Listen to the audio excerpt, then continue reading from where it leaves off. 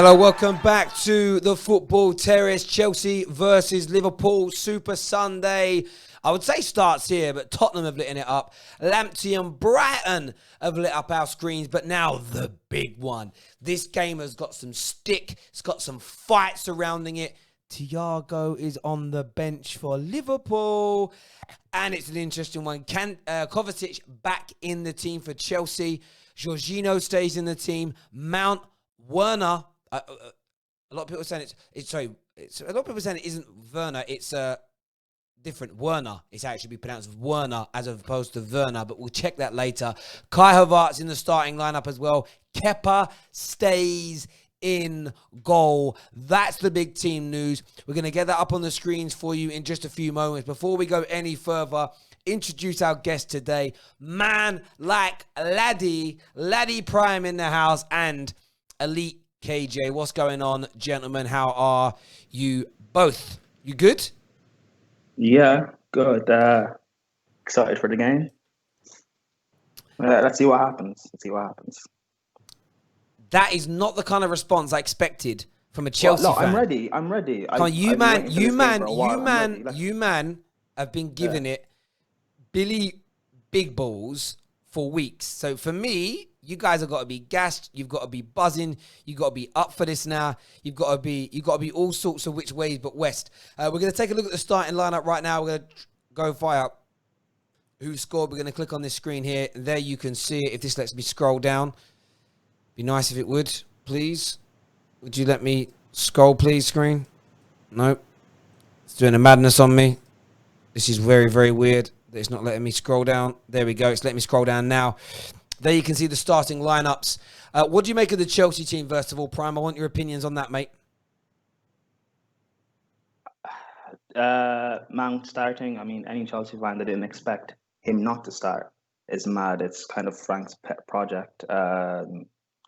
Havertz again. It looked like he's going to be out wide. It didn't work the first time, so it's going to have to work again, hopefully. But Werner's up front, and I have faith. I have faith that we can beat Liverpool, because with all the threat that they have weaknesses as well.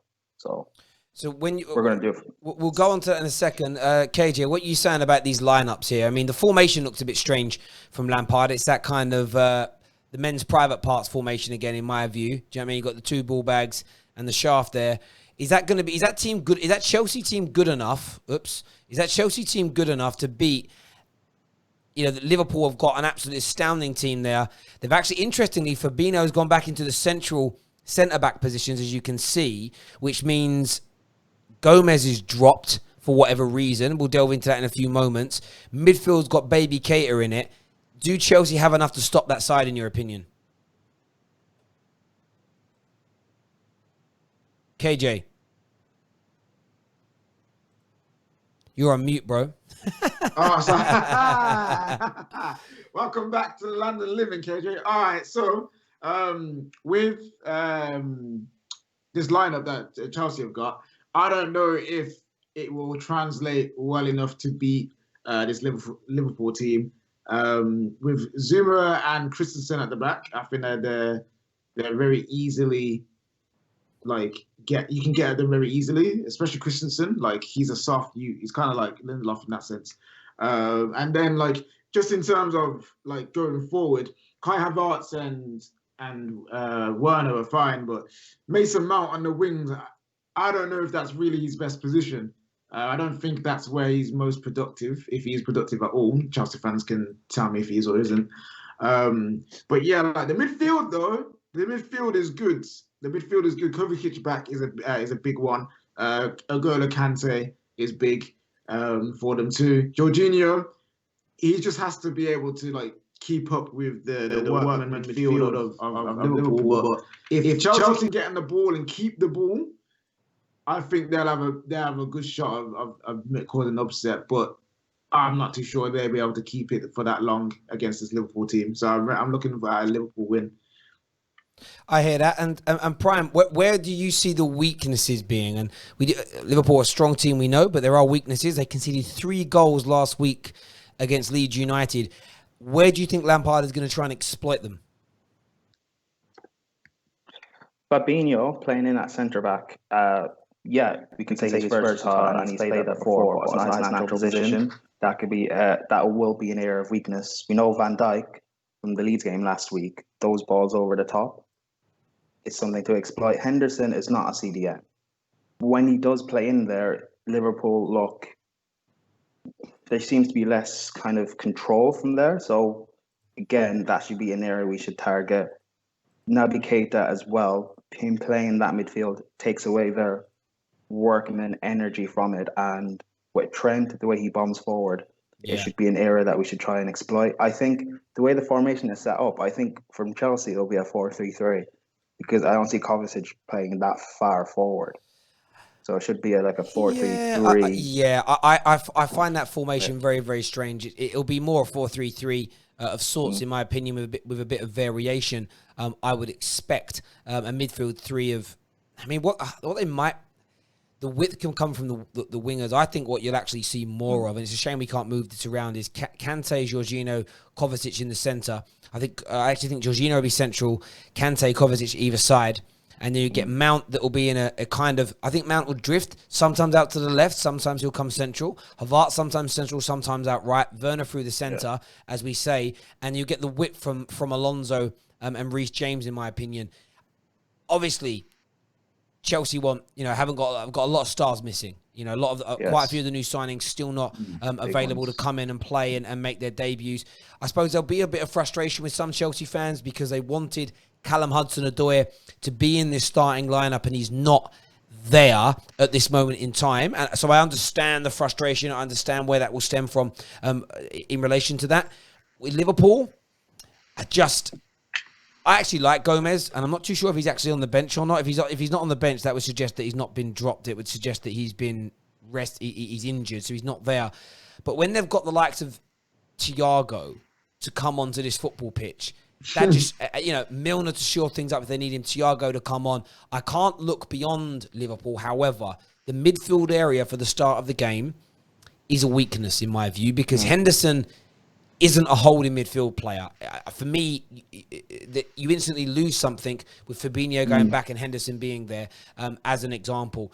You've got more creativity with Keita. There's no doubt about it, more of a threat. But I don't think you get the same strength and solidity in midfield, the workman-like approach with Keita, because he's more inclined to want to go forward and be creative and be a spark, which means there could be some holes there to cover. So that is where Chelsea have got to try and exploit it and try and pull on that. By the way, you'll probably get 50, 60 minutes in and Thiago will come into that central role. If you are not winning, by the time Thiago comes on, it's over for me in terms of Chelsea picking up the points today. Yeah. I think Thiago will be brought onto the game later in the second half, particularly if Liverpool don't seem to have control of the midfield and the game is quite hectic and, side to side. That was one of the things I was saying about Liverpool against Leeds, that they had a Thiago to bring on to calm the game down for 10, 15 minutes. It would have been more effective for them. For Chelsea, we should be able to dominate the midfield in terms of possession and control. It's only what our front men can do with it. Hopefully Mount has a great game because in big games he does seem to turn up, but his decision making is a bit of a problem. I personally would have gone with Callum Hudson-Odoi, but this is Frank's decision, and hopefully he has a trick or two up his sleeve. I hear that. There's a super chat from Blue_FT, one of our regular viewers with the super chat, says, what I can see is a 4-4-1-1 formation. Kai Havertz playing as a kind of number 10.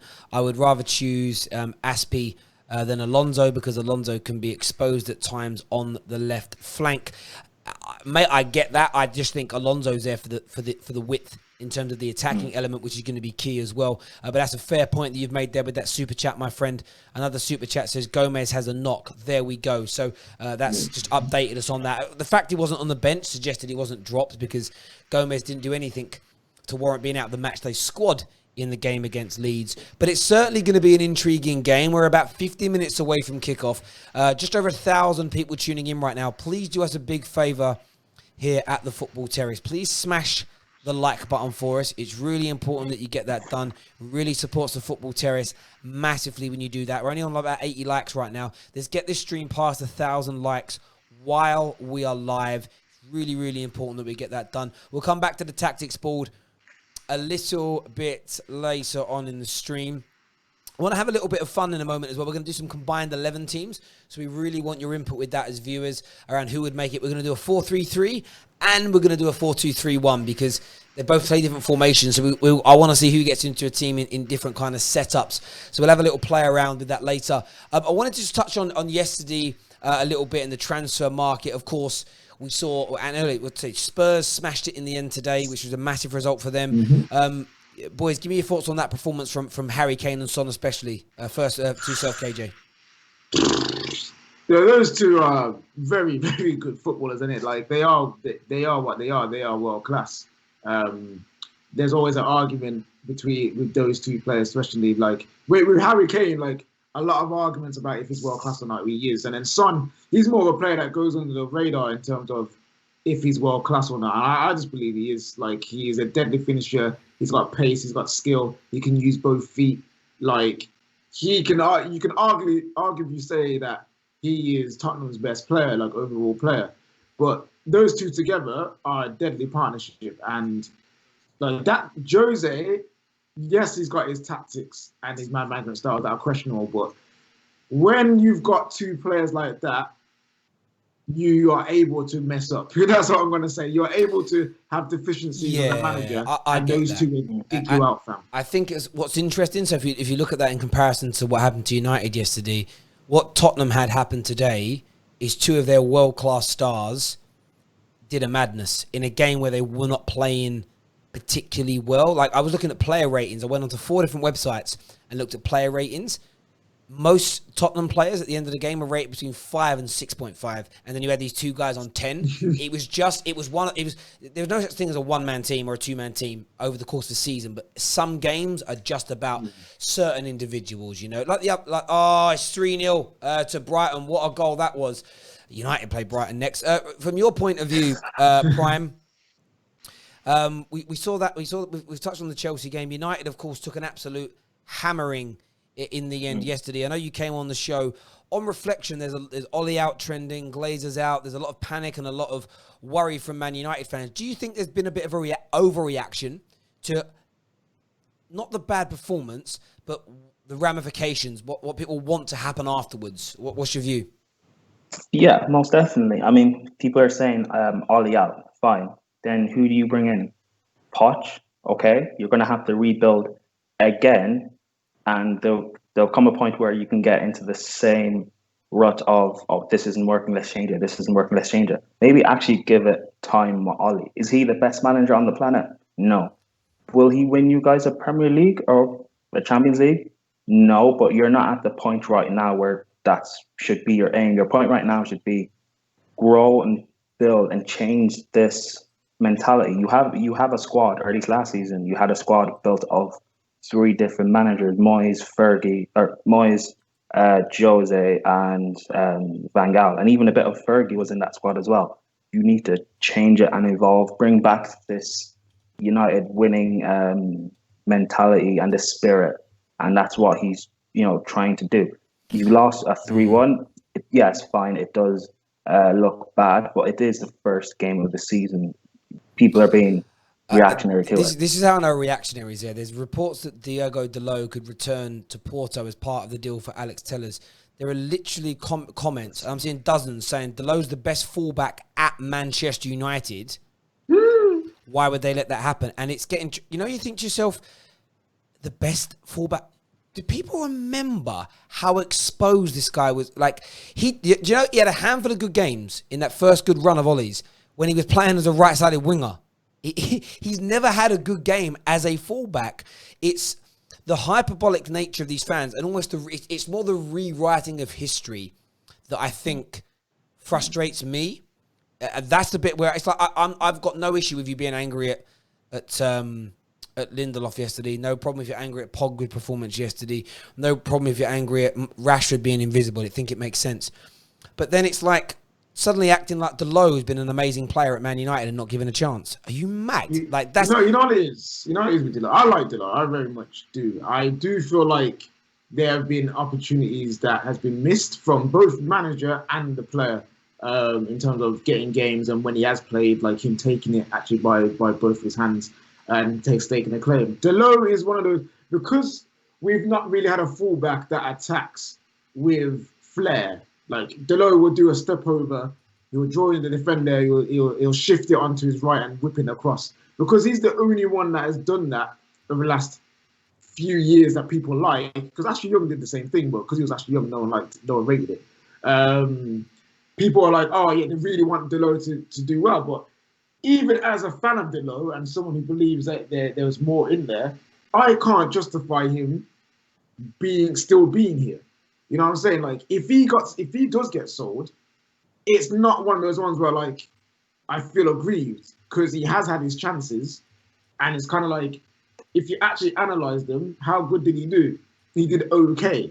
And if we're cussing like Timothy Fosu-Mensah for being okay and Luke Shaw for being okay, then Delo's the same. He's been okay. So therefore, if that's not good enough for United, it's not good enough for United.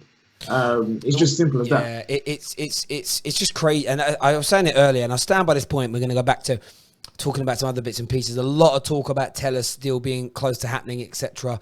You know, as we said on this morning's stream, I'm not allowing myself to get drawn into this now. Not since we've had revealed to us the people that have been feeding Fabrizio, who's credible still. It's all come from agents, and I don't trust these agents at the moment trying to get their jobs a good deal. Super Chat, first of all, here says, I don't get the logic when people say Lampard just plays his team on merit when trying to justify Hudson-Odoi sitting on the bench. Listen, everyone's got a difference of opinion. There's a reason that you don't start Hudson-Odoi. I don't know what the reason is, but I don't think Lampard is doing it out of spite, out of anger, or has some bigoted view. It has to be what goes on in training. That's the only opinion for me that makes logical sense. What I will say is this, and I know me and KJ spoke off air about this earlier. At Manchester United, in my view, the Glazers are the very biggest problem there is out there. There's no doubt about that in my mind. They're the biggest problem, followed by the other members of that board, incompetent. There's no doubt about it. They are 65% of the issue at Manchester United. But another large percentage, huge percentage of the problem at Man United is the unrealistic and toxic nature that our fans have injected. And I know where it stems from. It stems from there's a quote from one of my favourite films called Robin Hood, Prince of Thieves. And Morgan Freeman's character in it says, there's a line in it, and my whole life it's resonated with me. It says, there's no such thing as perfect men, only perfect intentions. And Man United fans have perfect intentions. We want to get back to the top. We've got these brilliant standards. We want to get back to winning. We want to have high expectations. But the expectations have almost become... I have Basuma, by the way, which has been sent off for... red card, which is good news for Man United for next week. The expectations have now become borderline delusional. And let me give you an example. There are a lot of United fans that have said even if Ollie wins a Premier League, they won't respect him. They won't respect him as a manager. Now, what does that mean? That means you win the ultimate prize that proves you're the best team in England and you won't rate the manager.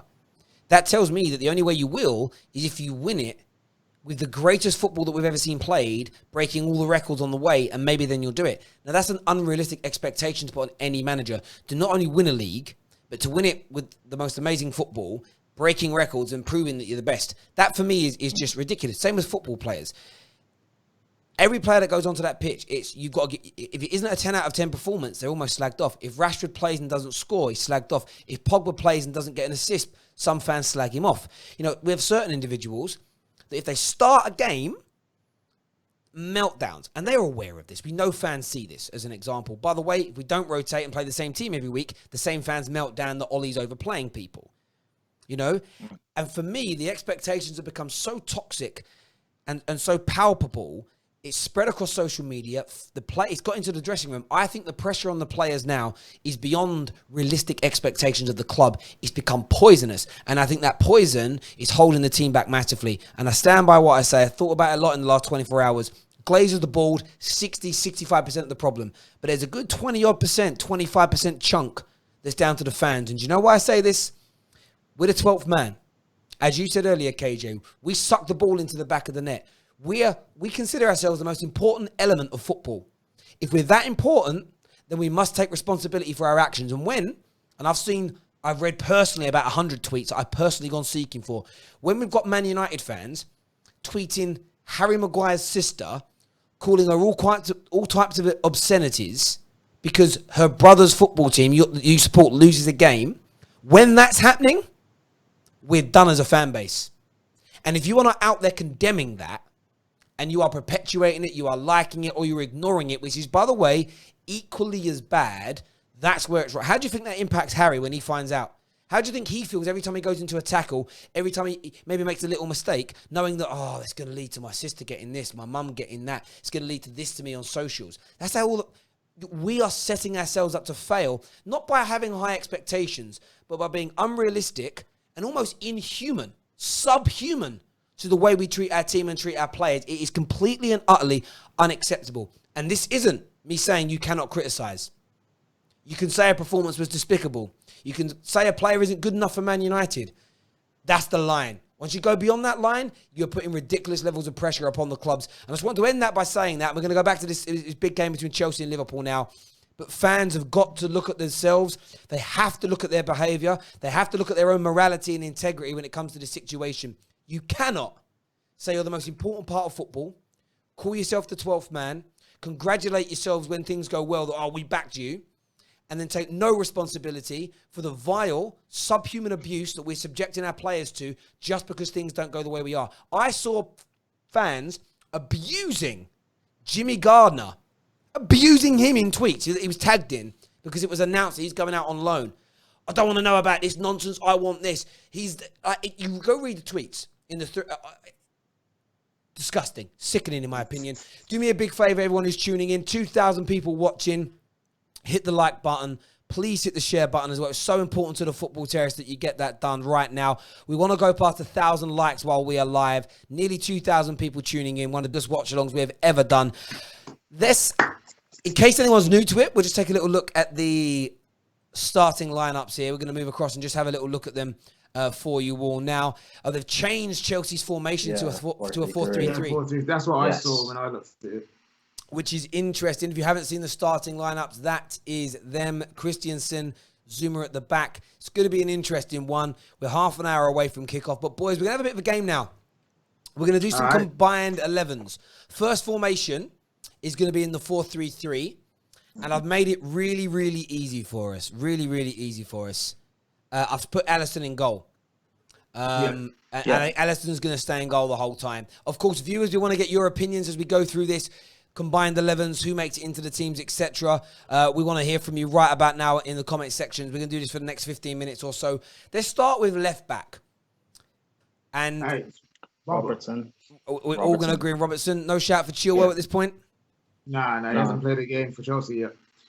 So Chilwell's a great left back, but Robertson is world class. So, Robertson. Robertson there. Okay, right back. Has to be Trent. Has to be Trent. I like Reece James. I like Reece James, but he's still growing as a player. Whereas I think this season Reece will prove the talent that he actually is. Yeah. But Trent is world class again. So yeah. Trent. So we're going to go Trent at right back. This is where it becomes interesting. So from a centre back point of view, we know that we're going to have Van Dijk in there. Is that right? Mm-hmm. Yeah. So Van Dijk's in there. So who is the other centre back next to Van Dijk? Doesn't need to be in the team today, but who would you go with? Would you go with Gomez? Would you go with Fabinho? Would you go with Zuma, Thiago Silva? It has to be Thiago Silva. Has to be Thiago Silva. Let's just wait. Let's see what I want to see. Let's go to some of the comments here. First one here says Trent is just a cross merchant, though. Listen. He isn't the best. I wouldn't say he's the best defensive right back in the world. There's no doubt, but he's still very, very good at that. Still better crossing than Reece James. So, this is very, very true. I don't think Reece James is better defensively than him anyway. When we're looking at a combined 11, I'm kind of happy to go with Thiago Silva next to him. In case anybody really objects to that, let us know. Now, this is the interesting one. Who would play in the holding midfield row? Jorginho, Kante, or Thiago? Or Fabinho, which of the three? Who are we going for in that holding role? It has to be Kante, bro. It has to be Kante. Over Thiago. Thiago, anyway, he doesn't. he doesn't play as the actual deepest player. Even for Bayern, he plays in a pivot, and even then, he's in front of Goretzka. No, how is he in front of Goretzka? I see Thiago pick up the ball off the centre backs all the time. Yeah, but it switches depending on the passage of play and stuff like that. So Okay, single pivot of Thiago or single pivot of Kante. That's actually a tough question. Yeah, like see, I like the idea of Thiago because I want Thiago to sit there and be my Paul Scholes, orchestrate. I want him to have the kind of, and I'm picking a combined 11 here from a tactical point of view as well. I want him to be that quarterback in that role. By the way, his defensive statistics in terms of interceptions, tackles, winning ball back is so good. But of course, there's 2,400 people viewing. We want your views and opinions on this. But before you leave a comment, hit the like. But we can make this video trend right now if you all hit that like button for us. So please do it. Thiago, we'll come back to that one. A lot. It's literally split. I'm seeing a lot for Thiago. I'm seeing a lot for Kante. If you put Thiago in there, then Kante goes in as well on the right as a second or third midfielder. Yeah, in the three. Yeah. Okay. So I'm going to go with Thiago then in that central role, as we've just said. I think that makes a lot of sense. Does Kante still make your midfield free, as you say, on the left or the right? On the right hand side. But he would be. See, he wouldn't necessarily be the box to box per se. I would say like he still does his job. Yeah, the ball winner. Yeah, he's still the ball winner and stuff like that. Like I don't want to see him shooting or making any forward passes. Thiago and Kante in the middle. Who would be the third midfielder in that? It's got to be Jordan Henderson, hasn't it? No, I'm saying. You know what I'm saying? Kovacic. Yeah. I'm saying, I think that's between Kova or Keita. Like those are the two players for me that would fit that third man spot. I think if it's any Liverpool player, it'd be Wijnaldum over Keita. That's a shout. Let's see what the comments are saying here. So we've gone with Kante and Thiago in our middle. Who would be the third midfielder in that? I want your views and I want your opinions. Who would be the third guy in the middle there? Because I feel like in that midfield, I know Thiago is creative, but but in the role that he's playing, he's being more of a dictator. So you need that forward player in the midfield that would create those chances and drive the ball. And I don't necessarily think that's definitely not Henderson, but I don't know if Kovacic has got that in him. He can drive with the ball. I've seen him carry the ball well, but that final pass, that creative pass. I don't know. Is that him? What doing that. What about Kai Havertz? Ooh, yeah. Ooh. Yeah. Yes. How did I not think of Kai Havertz? Yeah. No, why? Because you're thinking of the 4-2-3-1. We didn't think of him being a third three-man midfield. That's right.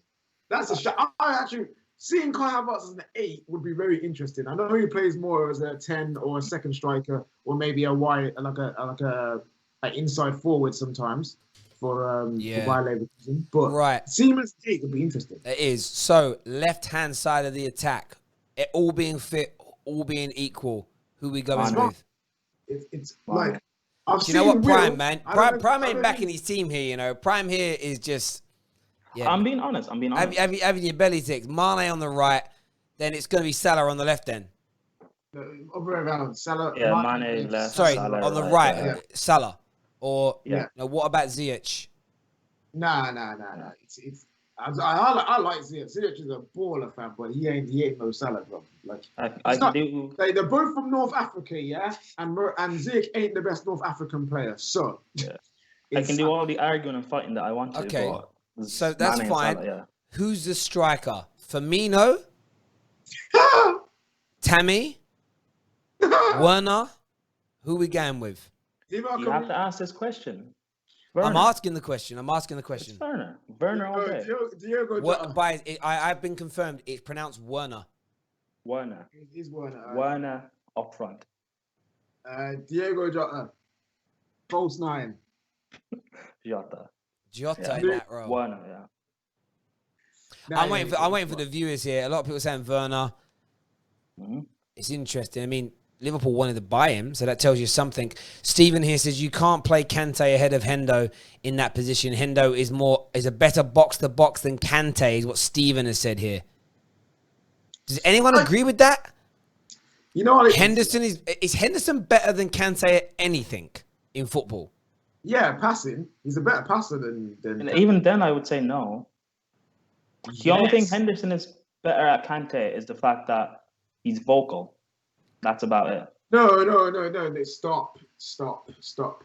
Henderson is a better passer of the ball than Kante. What? He's not. How? On what planet is that true? What have you ever seen Kante hit long range passes? Yes, I have. Do they go anywhere, bro? Because I don't see them going anywhere. Yeah, he doesn't do them all the time because that's not his role. Yeah, but Henderson can do those. And he's good at short passing too. I never said Henderson can't. I never said he's bad at it. No. I'm never, when did I ever say you're saying Henderson's bad at passing? I'm saying he's better than Kante, bro. At passing, bro. I would disagree. I don't know, man. I can't see Kante hitting a diac. Okay, so in terms of our team here, right? We'll go with Werner as a striker. That's fine. Are you telling me, KJ, that you would want to take Kante out and put Henderson in? No, I never said that. Someone you asked me what is Henderson better at than Kante, Okay. and I said passing. Okay. That's So all it is. our combined 11 in a 4-3-3 is Alisson, Robertson, Van Dijk, Thiago Silva, Trent, a midfield three of Thiago, Kante, Kai Havertz, and a front three of Mane, Salah, and Timo Werner. Let's change that up a little bit now and go to a 4. Got to find it on here in front of me if I can. I want to go to a 4-2. There we go. 4-2-3-1.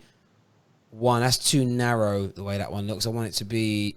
That's better. If we go to a 4-2-3-1, defensively and in goal, nothing changes, I assume. Yeah, that's all the same. That's all pretty much the same in that area. Yeah. Who plays in the double pivot for you, KJ? I'm saying Thiago Fabinho, fam. I think that would be mint. Thiago Fabinho. So you wouldn't have Kante and Thiago at double pivot? No, I know Kante is good, yeah, and he could do it, but I just would love to see Fabinho, Thiago, fam. Like, I think it would be mint. I can't lie. Okay. Oh, look, listen, that makes sense. What about yourself? Who would you go with? Prime.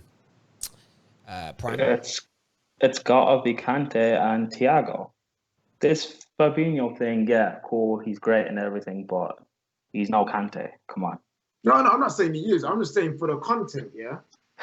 It's basically the same team that we just had. So like, nah, bro, let's change it up, bro. Yeah, but for the content, I want to see Chelsea slap Liverpool 6-0. But let's be realistic. Kante gets in. Come on. Yeah, but so Kante gets in. So is this basically just the same team then, as we just said? No, because no. Who would we change? Who would we then change? Because Kai Havertz would just move into 10, unless you're saying Firmino at 10 or something, or Kate or something. That's what I'm asking here. This is the point of it. Does it change much with that system changing? For me, the double pivot would be Kante and Thiago, and I would just move him into that 10 role. Like, that's what I would do. I think you've got a shout with Fabinho, but Fabinho's just not as good. A few people here saying Kovacic. I don't know. I mean, I just don't think if you combine the two squads, I don't think Kovacic plays. No, I know. No. As in starting, if everybody's fit and well, he doesn't start.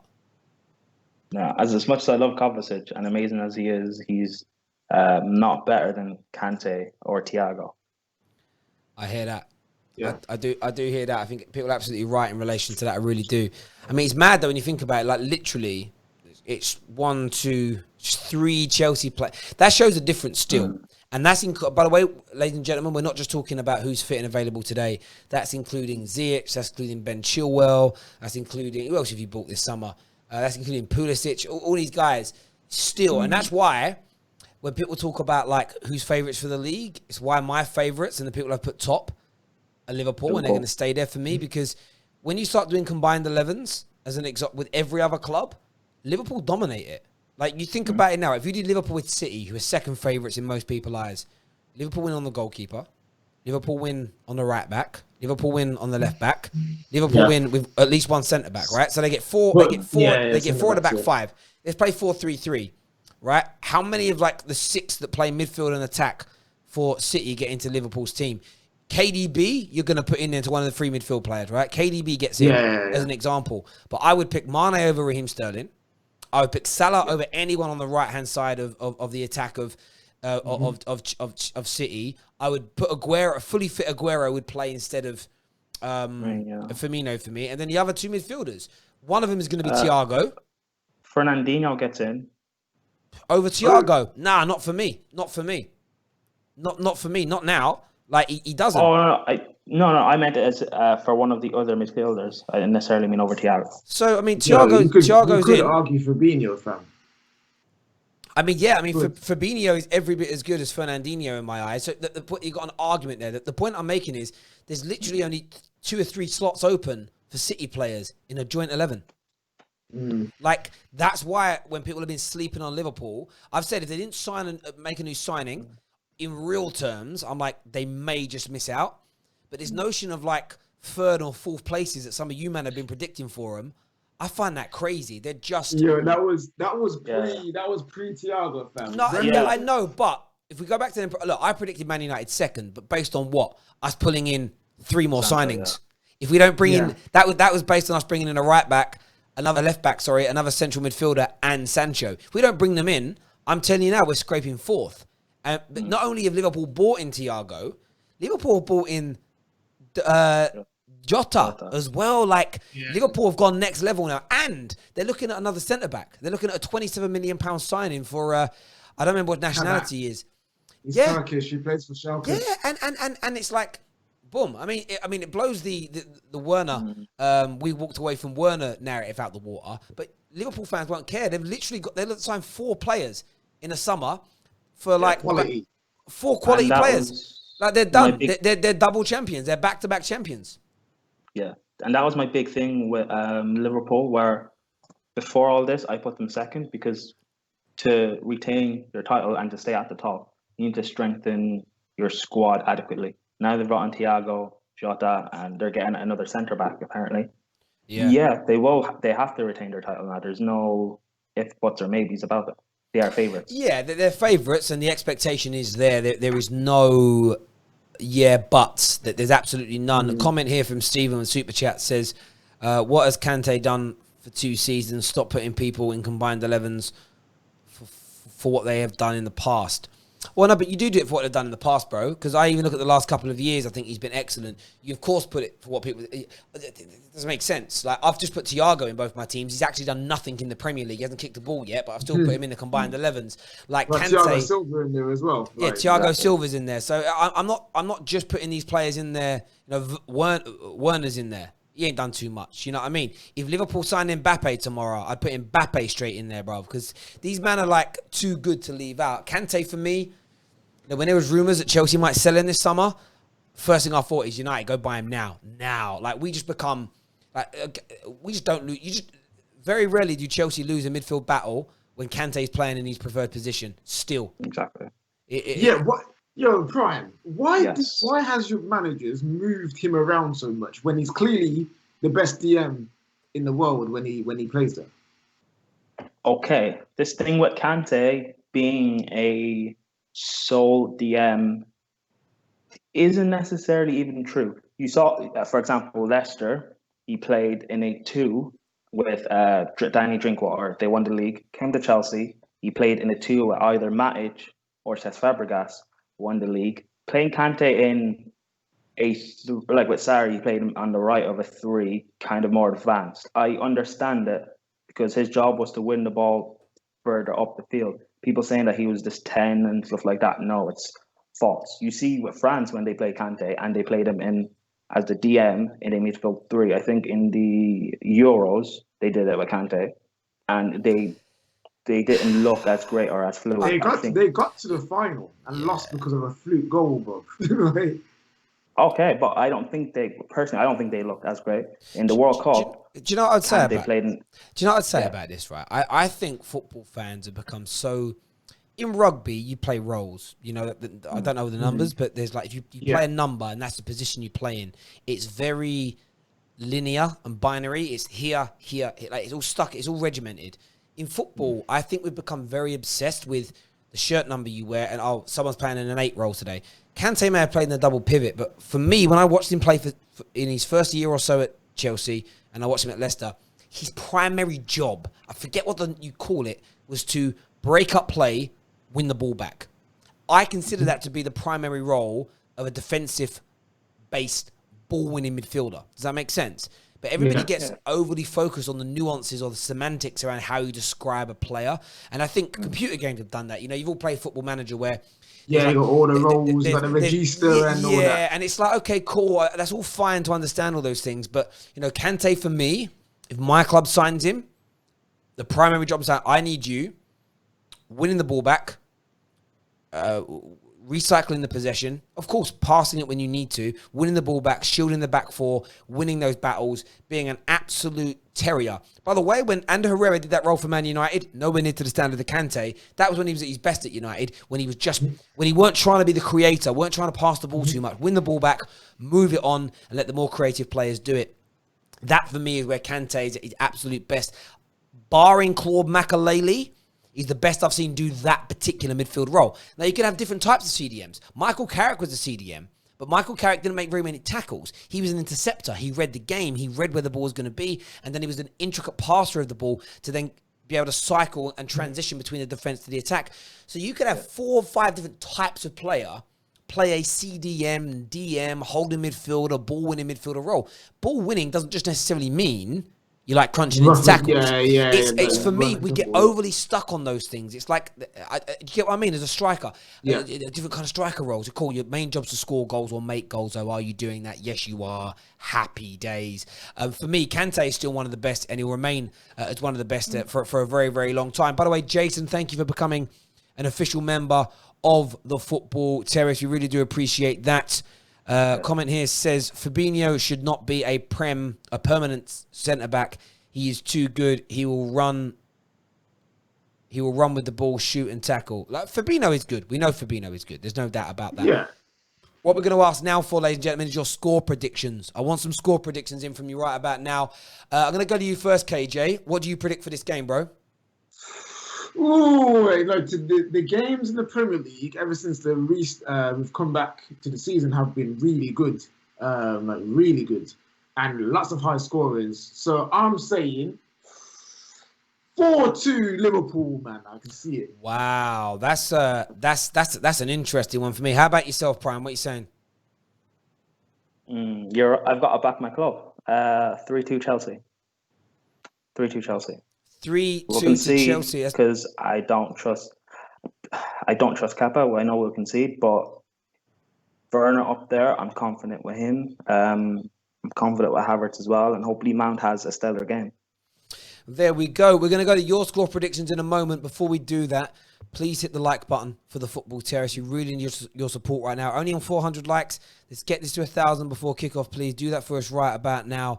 If we get past 1,000 likes on today's live stream, we will pick a lucky winner and give away a football shirt of your choice. I thought I'd let that be known now. Lots of comments in here. Nabel says 4-1 to Liverpool. Joe thinks 3-2 to Liverpool. Who else we seeing? E-Boss thinks 5-3 to Liverpool. It's some interesting ones. I'm gonna go with a 2-2 draw. I'm gonna go with a 2-2 draw today. I've just got a feeling there'll be a couple of goals, but I think there's gonna be a bit of controversy. I think there's gonna be a right scrap on the touchline. Something's gonna happen on the touchline today. It's gonna be a handball. That ain't a handball because do you think it's sending off? Do you know what's really interesting? It's what I love about football. United's penalty yesterday, not a penalty. I think Spurs is one, same thing. Didn't change the game, though. What I love about rival fans is the man at Liverpool supporters yesterday telling me 100% a penalty. If Chelsea get one against them today for the same reason, I can't wait to then see the meltdown and them trying to create and invent that nuance as to why that particular handball was different from the other ones that were given. Does that make sense? I love it. I love that bias within football fans. Let's do some more predictions here. Winter Surfer just shouts VAR, VAR. And by the way, I'm still a fan of VAR. VAR, by the way, didn't make that handball a penalty. Yeah, the referees made those penalties, and there's clearly been a protocol given to them. They've clearly been told to give those kind of penalties this season, which is strange. My hope now is we don't change the protocol, because it would be very unfair to teams that have already early on been punished with those if you change the rules next week and suddenly no one's getting them against them. It's a bit like the handball in the lead up to a goal. You couldn't change that a month in, 6 months into the season, because other teams had already had goals disallowed for those same very reasons. We've now got to stick with this, in my opinion, until the end of the season. Super Chat here says he's a Liverpool fan, but he thinks it's going to be 2-1 to Chelsea. Mark Goldbridge actually tweeted today, he said for the sake of the league, he'd like to see Liverpool lose early on, because he feels if they win today, they could go on another crazy winning streak all the way up until Christmas. And there's a lot of people that believe they're capable of doing it. Yeah, that's the thing. When you're challenging for the title or trying to retain a title, it's always good early on to have a statement game. You guys if carry you beat on. a rival 2 or 3-0, or say you beat a relegation side like 5, 6, 7. It's always good to have that early on. I swear, when City went 100 points, and then the season after they had like 2 statement games. Where they were just absolutely pumped, man. Like what? Yeah, one of them was against you, man. Ain't it? That's 6-0. Like that was back in like November, December. Don't bring that up, KJ. That was wild, blood. I was watching it. Yeah, It was like 3-4-0 in 20 minutes. I was like, yo, man's going to sleep. That was a freak game. I wake up like 20 minutes later and it's 6. I'm like, what the heck is going on here, bro? Yeah, stop. Don't bring the bad energy for today. We don't need it. But you need a statement game early on. And Liverpool, they have Chelsea today, Lincoln in the cup, and then Arsenal. It's hopefully not against Chelsea, not at all, but against Arsenal, if they could have a statement game, 3-4-0, then that brings an automatic fear factor into the league. Yeah, it would be sick. It would be sick. But what I need today is for FPL, because obviously man's been in the cave because of yesterday. I'm out now. It's all good, people. You know what I'm saying? We recover. Hiding. Don't worry. I'll put you back in hiding today when we win. Hiding? I wasn't hiding. I was there. I was in the cave, and everyone knew where I was. You could have asked me if you wanted to. I would have responded. I was just in the cave. Now, what you call it? Now, I think what I would love to see, one, a hat trick, and then like a hat trick of assists for Trent, and then my FPL is good in it. Like, that's what it is. Yeah, look, from a content and banter point of view, I want to see a controversial decision go against the side. I'd almost like to see one team win on penalties as well, because then it's like, well, penalties don't count. I would also like to see like Kai Havertz have a stinker, just because it's fun. Like from a Football Terrace community point of view, most Chelsea fans have dismissed the idea that you need any real time to gel, and that it's all just going to come together easily. So I kind of want to see that stickiness. I kind of want to see that element of not quite being together yet, so that I can just say, like I told you so. Neil O'Callaghan here, it says Liverpool need to go back to basics, frustrate the opponents and catch CFC on the counter. We have the quality and we can win. It's very, very true. It's one thing I would say. Chelsea attack, and they're at home and they will attack. You can exploit the holes. Brighton exploited those holes the other night. They just didn't finish their dinner. And Liverpool, of course, have far superior attacking players, midfield players and everything in comparison to that. And the one thing we haven't really touched on yet is Kepa. Chelsea could be having their greatest performance in Premier League history today and have 3 good shots on target against them and still lose. Yeah. That's the fundamental difference between the two teams. Liverpool are stronger, man for man, on the outfield, no doubt. But it's in goal. You are talking about Liverpool having one of the top 2 or 3 goalkeepers in the world in their goal. And you look at Kepa, he's actually technically one of the worst The keepers worst in Europe. we've ever had. He is. I Worst actually we've ever think had. if you went and signed a mid-table championship goalkeeper from a shot-stopping point of view, they would be better. Mm-hmm. Yeah, where's this Mendy brother? Is he signed yet? Is he official yet?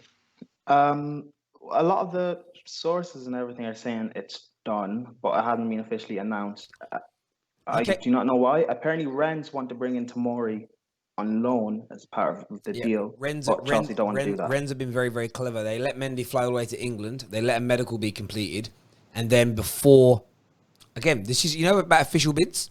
Even when an official bid goes in and it's accepted, it can be changed. Rennes at the 11th hour have basically gone, yeah, we want this as well now. So it's put a stopper on things. I think what they've done is they've got Chelsea so far down the line and they're throwing a bit of a curveball. It's very difficult for Chelsea to walk away from this point. But yeah. By the way, gentlemen, we've gone past 164,000 subscribers. So a big thank you to all of you for doing that. All we need now is like buttons. We just need the like buttons to be hit. Sorry, you were going to say something, KJ. Sorry, bro. Yeah, so in terms of tomorrow, ain't he already agreed a loan deal somewhere? Ain't he already off somewhere to go on loan? I do not know. So it was Everton or something that they've that came out 2 weeks ago, but also he was in the squad and in contention to start against Brighton. So Chelsea fans, we all assumed, he'll be playing against Brighton. That didn't happen. He's in this. He's on the bench now. So I genuinely don't know what the story is. I like Tomori. I think he's a good player. How tall is he though? I've heard a myth that he's like 5'11" or 5'10" or something. Nah, he's like 6 foot or 6'1". Okay, because he looks short, bro. Like... I'm just searching that now. Actually, do you know what it is? It might be sometimes players look short because of who they're next to. He's 1.85 meters. That's got to be about 6 foot. Yeah, that's just under 6'1". Yeah, 6 foot. Yeah. Yeah, which isn't short. It's just that you'll see him next to Rudiger, and I think Rudiger is like 2 or 3 or something. Rudiger. 6'3". Hang on a sec. Yeah, yeah. So sometimes just next to you can be Well, Rudiger's 5 centimeters higher than him, which is a couple of inches. So yeah, he's 6'3". So that's probably why he looks a bit shorter. Strip Bear with a super chat here says, "You guys got your ass kicked by Palace. Don't judge bigger teams." Listen, bro. I don't really recognize your name on the Football Terrace. I respect the super chat and I respect you're here. We're a top 6 focused club, traditional top 6 focused club, and we are a club here, the Football Terrace FC. We will talk. My club got slapped yesterday. If one of Liverpool or Chelsea plays poorly today, my club playing badly has nothing to do with the criticism your team is going to get. It is not an adequate defense to say, yeah, but what about your team? And this is a note to everyone out there. If you're debating someone about football and it's their team, it's the discussion point. Subject, yeah. And it's a subject, it's the discussion point, they're the center of it. And they try and throw in, yeah, but your team when defending their own. That's a straw man argument. That's what weak people do. And don't be weak. And I'm sure 99.9% of you are not like that. Teams are now coming out onto the field of play here. Wow, I'm excited about this game. Like, I'm genuinely excited about it. I'm really looking forward to it. I can see it happening as well, though. We're all gassed about this team, this game. Yeah, it's going to be high scoring, 8 goals, 7 goals altogether. It could be one of those boring 1-0 cagey affairs because no one wants to come out. It could be. It could happen like that. I just don't see it with these two, though, because they both play open and expansive football. And I think that's the thing that stands out massively to me. But they don't... Liverpool, by the way, do know how to sit back. But then Liverpool know how to sit back and then bang, hit you on that counter thing, right? Chelsea don't have that subtlety to their game. It's almost... They remind me a bit of Liverpool from 4 years ago, where it's just, let's attack, we'll keep attacking, and if attacking don't work, then whatever happens at the other end. I think I'm going for 2-2, but it wouldn't be beyond the realms of possibility to see a Chelsea Man United style result. And I'm talking how you lost the first 3 games against us last season, where you were the aggressors, you played the best of football on paper, but in the cold light of day, you just get sprung on that counter. I can imagine, like, in the opening 10, 15 minutes, 2 ways that Liverpool will get their chances. They're either going to win the ball back off you in the press in your half, or it's going to be counter-attacks. Either way, it's an element of counter-attack football because of the way Chelsea like to play. But it's going to be an interesting one. Equally, I know a lot of Chelsea fans seem disappointed that Havertz is looking like he's playing out wide again. No Hudson-Odoi.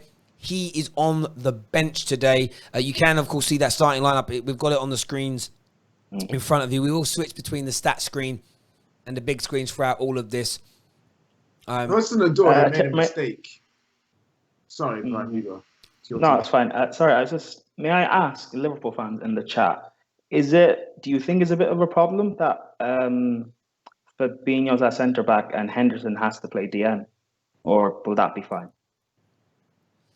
That's a good question. I don't trust Henderson at DM, you know. Like, no, do I. Like, man loves going forward way too much to be like, yeah, leave him there. And that's why I think it could be an issue. But saying that, he is older now. He's the captain. So he's probably got the discipline to know where he's going and stay where he's staying. But from the Henderson that I'm used to seeing, my man don't know what holding is. My man would just bomb forward in like random times. So yeah, and it's a tough one. You know, I think he can do a good job there. He's better on that right-hand side of the three, where his job is primarily help a little bit in the attack, help to cover the hole. The interesting thing is going to be, is Naby Keita going to adequately be able to cover the hole that Trent Lee's going forward in the same way that Jordan Henderson does, without Jordan Henderson being dragged too far out of his central role, as an example? That's going to be the interesting one. Will Naby Keita will be more the concern here because he's more attack-minded. Doesn't mean he won't get back, but he's a different kind of player to a Henderson and a Genie Winner in those roles. So it's going to be interesting to see. That is one area that I think Chelsea have got to try and exploit. However, we can't without someone coming at him with pace, which is why we keep saying Callum Hudson-Odoi on that left-hand side. Well, yeah, because you're not playing with any real natural width. So maybe you're not going to try. For me, when I've seen people get the best of Liverpool in recent times, it's been exploiting those fullback areas or nullifying them by having your fullback on a wide player, stop them from coming forward. You haven't gone for that. It doesn't look like you're going for that approach. But having said, like I say, starting positions and the roles you take up in those positions is, you know, everyone's praising Bielsa at the minute. That's literally one of Bielsa's key philosophies. He doesn't believe in traditional roles. You might start on the left, but I might want you to do a defensive role out there because we're going to stop someone. You might start in the middle, but your role's going to be more attacking. We've seen Chris Wilder now invent this like overlapping centre-back thing, which I don't really understand still. Both centre-backs, bro. You know what I'm saying? Both CV. Exactly. Well, essentially, Jurgen Klopp invented that, didn't he? Because Firmino is a defensive striker, so he's basically he's an advancing centre-back. That's what we'll call him. Yeah. So. Listen, everyone who's tuning in, hit the like and share button. Kickoff is a few moments. What are you seeing on your screen, KJ? I'm seeing Fabinho high-fiving people. He's just walking over to the rest of the team. Okay, so one sec. So, Prime, are you about to kick off? Yeah, I am. I'm seeing what KJ is seeing, basically. So I'm in front. I'm looking at kickoff right now. They're about to take a knee where I'm watching. Okay, now I'm looking at Marcus Alonso trying to do sprints. So what I will do is I'm going to pause it at 10 seconds, and then when 10 seconds. And you're going to be probably in front, Prime of KJ. So then we just need to all kind of go from, say, 10 seconds. That makes sense. Yeah. So I'll tell you guys when I'm hit 10 seconds. So my guys are now taking a knee. I'm watching Klopp sit down. Yeah. So you're about 30 seconds behind me. Damn. How about yourself, Prime? Yeah, I think I'm on the same time as KJ, to be fair. Okay, now I'm watching the stand-up. They're all getting ready. Okay, so yeah, the timer's not up yet. Once the timer's up, then I'll pause it, and then when you guys are 2 seconds behind me, let me know and I'll press play. So I've just paused it on 15 seconds in. So I'll tell you 13. Ladies and gentlemen tuning in, you have to bear with us while we do this, but we've got a super chat to go through. This says here, got humped by Palace and you judged the mighty Chelsea. Brother, where was the judgment? This is analysis. Bro, if you get slapped up today, me getting beat by Palace means nothing. I'm a football fan. I can comment on anything I want, bro. Anything I want, bro. Do you know what I mean? What I won't do is say that Chelsea are doing things that Man United do something wrong as a club. I won't ignore us doing it and criticize you for it. But if you're doing the same bad things as us, I'm going to criticize both. That's just me being strong and straight bear. You being a little bit soft. Where are you guys up to? Terry, go. Terry, sharp. Start watching the game. You need to let me know when you're at. What second you on? Okay, I'm on 25 now. Same as me. Yeah. Cool. 28, 29, 30. All Cool. right, cool. Yeah, cool. we're on the same point. We're all on the same point now. It's all good. Everyone who's tuning in, hit the like button, hit the share button, get this out on your social media platforms. Big game. Here we go. I was just about to say about Callum Hudson-Odoi, yeah. He made a mistake signing that contract. Not in terms of don't get what you want, like obviously get what you want, but like in terms of footballing thing, he really think it through about where he potentially could be going? Because I feel like he needs to leave Chelsea. This is what happened. This is the problem that Chelsea have had with youth players. It's this element of Sarri liked him. Sarri was playing him. And then Sarri moves on. That doesn't necessarily mean that Frank Lampard is going to see it in the same way. This is the problem when you go from one philosophy to another, manager to manager so frequently, is you will lose players along the way that fans love. And you know, if Man United brought in Bielsa tomorrow as our manager, trust me, Man United fans, we're keeping Dan James because Bielsa loves him. So, you know, it's very, very true. But this is it. So, look, Hudson-Odoi might be regretting it. Well, he's not regretting the 200 grand a week for only having played about 10 league games. He ain't worried about that. I'm telling you now. Chelsea attacking from right to left on our screens. It looks like Havertz through the middle, Vert off the left, which is good. But they'll be entertaining, rotating. Robertson whips the ball in. Chest it down from Alonso. Okay, nice. Chelsea not being able to get out of your half as of yet, but it looks like you might be able to. See what you're seeing Werner do. See, Werner will drift to the left-hand side from his attacking role. Don't be. Oh, that's nice. He's passed Fabinho with ease. He will drift into those areas. This is why I say starting positions is not essential. Is always essential. It's about the movement. What you'll see when Chelsea are fully fledged and got everyone in, is you will see this sort of starting positions. Let's say they do a 4-2-3-1. You have Ziyech right, Havertz middle, Pulisic left, and Werner there. But Werner will always drift to the left. You'll get Pulisic drift inside. Well, he's got an opportunity here, Werner. Go on. Oh, it's good defending there by Fabinho. Foul given. That's very good defending. Very good defending indeed. Werner's step over there was very long. You know, Wild Staff here got a super chat in. He said 1-0. Virgil van Dijk winner. Robertson assist. That is very specific. That's very specific. I like that. Very specific. If you get that right, tell me the lottery number so I can get. Yeah, so as it said, Mason Mount's over here on this kind of right-hand side as things stand right now, which is interesting. But this is more, see, it actually looks to me a little bit like, you know, that 4-2-2-2 formation. It seems a bit more like that. And then when you lose the ball, the two, Mount and Kovacic, go into more of a flat four. And when you attack, you kind of mushroom at the top. Very interesting. Yeah. But it looks like Werner is playing defensively on the left-hand side, and then going forward, he will drift centrally. Yeah. It's also a good ploy, like to drag people out. Equally, it's very hard to judge how Chelsea are going to set up and play when you still got 4 or 5 of your new signings not available. Does that make sense? Because it's I can't see when Pulisic is fit, Werner sitting this left. And whatnot, but that's great. This is what's great about the versatility of Chelsea.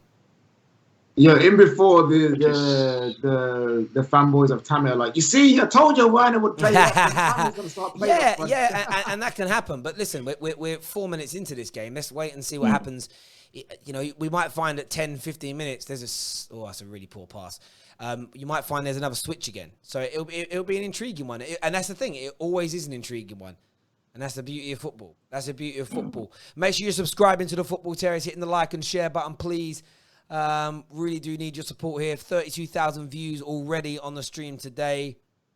Big up yourselves. Remember, we'll be giving you live updates from a statistical point of view throughout the course of this game as well, as you can see things there. That is the formation as it stands right now. Not a lot happened in the opening 5 minutes. Just slightly more possession for Chelsea.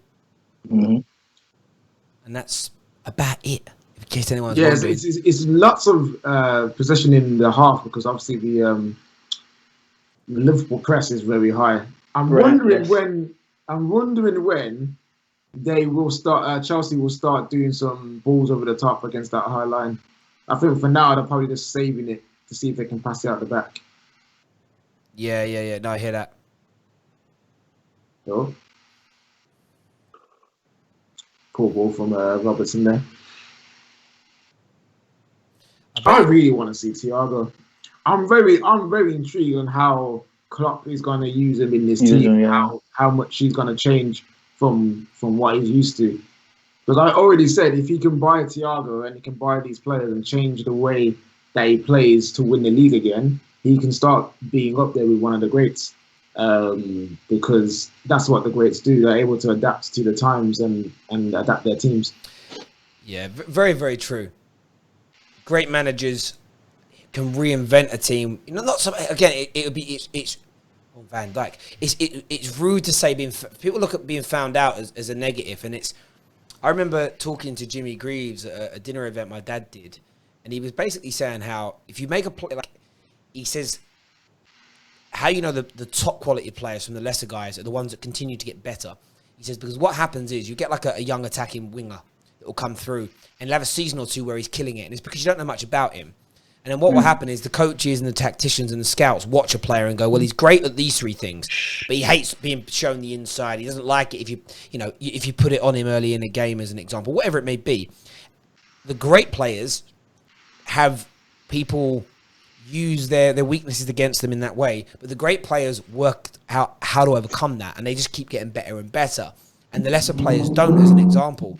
So you're kind of in that, and that's what I love about great teams is, you're great, you're winning these games. Oh, we found out a way of nullifying you a bit. The great managers go, okay, well, I'll move these two chess pieces around, and now you're stuck again. And that, for me, is the intrigue. Because, again, he didn't do that, and I know there's mitigating circumstances at Dortmund, losing your best players and whatever. However, there's this element now with Klopp where he's at a club where he's not going to lose his best players, and he can push on to the next level. And this is where you get challenged. You know, winning back-to-back titles is one of the biggest barometers for greatness in terms of the Premier League. Only Jose, Fergie, and Pep have done that. You know, in 30 years, only 3 clubs have done it, and 3 individual managers. It's an amazing thing to do it. Add yourself to that list is just ridiculous. It is absolutely. I'm watching Liverpool play this year, and they're still. People are gonna think I'm mad, but the way some of the attacking patterns are with United, I can see that. But the difference is the execution and who's actually playing the football. Like I see Firmino up top, right next to Sadio Mane. And that reminds me of how Anthony Martial and Rashford are very close to each other in those situations. But the difference is they have the option of Robson on the left-hand side to go to, whereas United, we don't have that. Yeah, there's that, and then there's confidence. There's a psychological difference in terms of that. Oh, that's nice by Werner. Oof. Van Dijk. See, that's where, you know, when people talk about United, and it's like, we need a better centre. That's where a centre-back with pace is just next levels, because Werner there beats a Lindelof to that ball because of the pace. Like, he beats Lovren to that ball, Matip to that ball. Yeah. It's just, you know, it's why AWB, even if he does get beaten in a dribble, he gets back because he's got so much speed, he can dribble back and recover the ball. Yeah. Pace is like, not every player needs pace in the team, but certain positions you need people there with it. Thank you to Stripe for becoming a basic Stripe Bear for becoming a basic member of the Football Terrace. We really appreciate that, mate. It means a great deal to us. Thank you very, very much. As ever, we'll banter you on here and everything else, but we do respect our viewers and our members massively. So thank you. I'm very interested to see this predatory box-to-box midfielder that Liverpool play up top. Like I'm gonna make up so many names for Firmino goals to make it like that isn't a striker. Do you know go on, Prime. No, I was just gonna say that.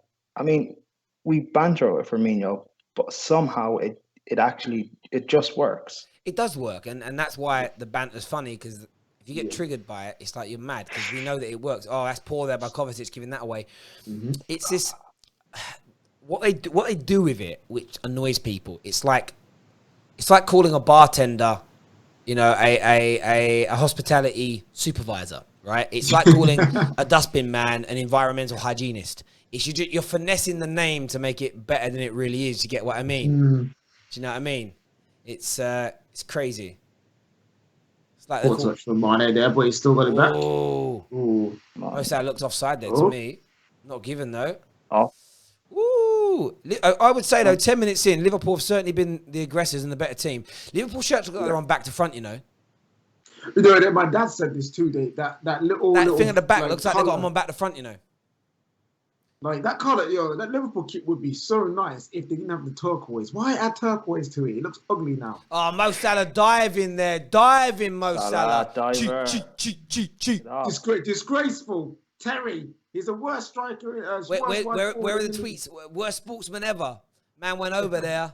Oh, he went down. He went down like a... I'm not going to say that. Hope Liverpool get relegated. Yeah. That's what everyone says when Bruno go down to these. I love it. I tell you, if you can invent it, it'd be fun. If I own Twitter, I'd make them invent a hypocrisy meter. And every time you tweet something that's hypocritical to something you've defended one of your own people for, you get an instant 1 week ban. Here goes Mo Salah. Terry, do you say if you Salah dribbles to nowhere, shoot? That would actually win anything if it was on target because Kepa's in goal. True that. Do you know if someone says something and then you say something opposite, would you, in your little hypocrisy detector, would they have to then apologize first? Yes. So I would, if I own Twitter, it would be like, right, we've seen hypocrisy. Last week you said that Bruno should be banned for diving. Your player this week has dived, and you've defended it. We could do that hypocrisy. You either apologize for it publicly, or we block you for a week, and you get like a 3 strike this week, then a month, then permanently for life, you're out. I would just love to do it because I know there's banter, right? But sometimes it's just like, I'd love to do it. if I had the ability to create an algorithm that could pick up on that. By the way, as a caveat, one thing Twitter needs to add, it needs to add in a different font for when you're being sarcastic. Because sometimes I say sarcastic things and people think I'm being serious, and I'm like, oh, there was a font for it, you get it. Do you know what I mean? But yeah, no, I love it. I love how football fans, I remember DT did it once, where he went on this tyrant rant, Reece James, that's nice, about Dele Alli for diving. Literally 2 days later, Jack Wilshere dived and got booked for it. It was awful. And there weren't a tweet about it. And I'm like, bro, where's the energy, man? And I get why you don't want your own players to be banned, but it's like, that's why I don't really moan about, oh, what's Kepa doing? Kepa, you idiot! Kepa? Oh! Wait, Prime, remember, you're Kepa's biggest fan, isn't it? Nah, you know what? Nah, I'm done with him. Oh, look at him. In fairness, if that wasn't for Christensen there, that's 1-0 Liverpool. Oh, Kepa. Look at him. What are you doing? Bruv, he's as bad.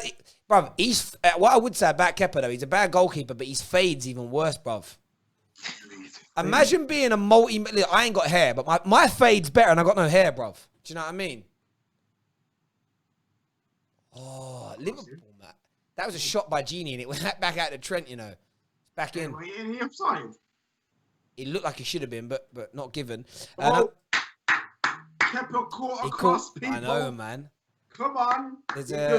You're prime. There's a bit of an improvement. Nah, I'm joking. He's done. The guy's dead. He's done. This is the improvement that Prime was trying to explain, apparently.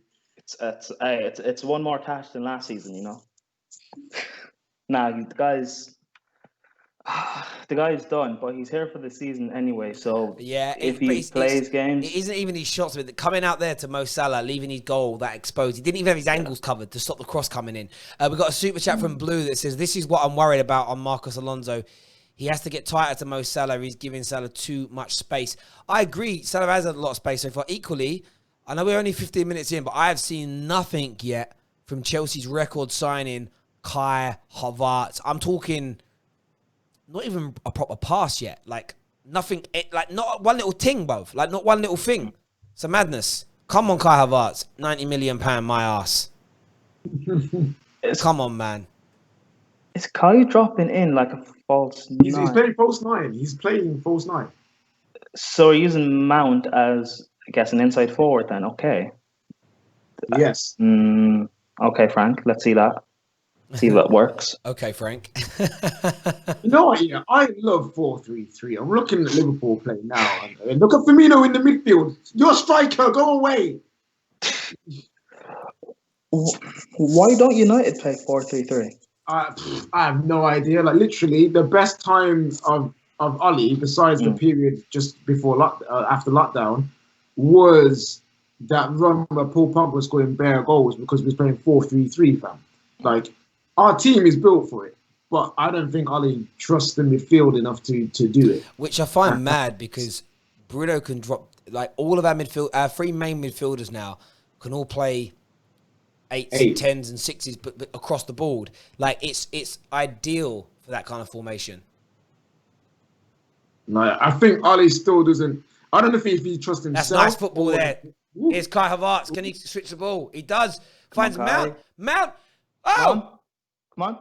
Kante, you bum, man. Shoot. I told you, these box-to-box Kante things are myth. It's not good. Yeah, okay. Drop back in DM, Kante. It's boxed to the edge of the box, man. As soon as he goes in that box, nosebleeds. Yeah. Like, for me, that's laces. You aim the ball at the far corner, laces, have a shot. You've gone from that to the ball being at Kepa's feet in 4 seconds. Maybe 5. That ain't good enough. That was good play, though, by Werner and Havertz, though. That was nice. Look, we're seeing it and again. Mount as well, because he made the right... But did you see what I'm talking about the fluidity there, right? So, Kai dropped to the left, and Werner went back central because he likes to drop a little bit deeper. So what I'm talking about, starting positions are not important. And then as these attacks formulate, you then start to see Werner in that more central role. So that's why he maps show him on the left, because he drifts, and then he comes central for that deadly moment to leave his markers. He's so smart. To be fair, I understand why Lampard's put him more on the left-hand side. He wants to exploit that space that Alexander-Arnold leaves. Yes. Yes. What I'm interested in for Chelsea is next season. What? Wait, already? Like, fam. Come on, man. Two games into this one. Once everything, I know the season just started, but once everything has actually come together and fully clicks, I want to see what we can do next season. No, what if it don't know? This is Hang why on, you need to wait. can't believe you said that, Prime. You're looking I know. next That's season why already. I'm giving it time. Wait, what? I'm giving time. I'm not expecting. I'm not. Prime, hush them gums, bruv. You're doing yourself no favours, and hush them gums, bruv. Finish that. Just don't even finish that sentence. I'm saving you from yourself here, brother. Yeah. Oh my God. You and Ram. Actually, no. Ram has been getting better performance than you on the terrace, fam. You need to watch out, fam.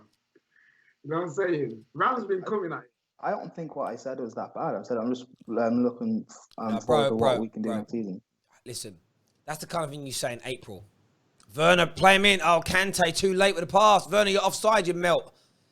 Oh, that was poor by Kante. Should have passed sooner to Timo. Didn't. To Werner, sorry. I keep saying Werner. That was poor by Kante. It's 2 big mistakes from him now in attacking. Oh, here's Firmino. Lovely. He's Mo Salah. Lots of space. He's got Trent on the overlap. Goes himself. Oh, no. Oh, it's blocked. As soon as it... You know, that's bad. I've got to that point. As soon as someone unleashes a shot against Chelsea, oh, that's lovely there by Kai. Oh, here goes Werner. Werner. Oh, he's done by Firmino, man. Firmino, he's had all games so far. All games, man. 20 minutes, but still. Werner, bruv. Werner. Yo, could this be tactical masterclass by Klopp by playing Fabinho against Werner? Says, sit down, boy. Right now, Werner's getting daddied. He's getting double D down by Fabinho at the moment. Like, double D, bruv. I don't see why Double Liverpool pen. fans... Double pen, brother. Double pen. You don't see why what, KJ? I don't see why Liverpool fans complain when Fabinho's at centre-back. Like, they're always like, oh, why is he there? I'm like, your fam... He's probably your second best centre back, and your best. It takes away from their midfield. That's why. Yeah, but it's still not like for one-off games like this. It ain't a bad idea. Do you know what's interesting there as well? See, Werner there did. I'm gonna call it a Rashford. It's a criticism of a Rashford's game.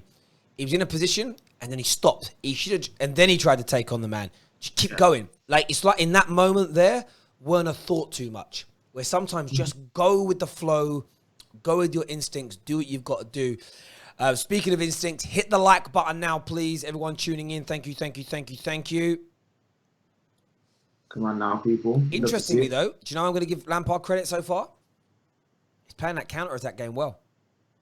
They're letting Liverpool have the ball, and it's letting Liverpool have it. They're not fighting for it. They're not really pressing hard with Liverpool got it in their own half.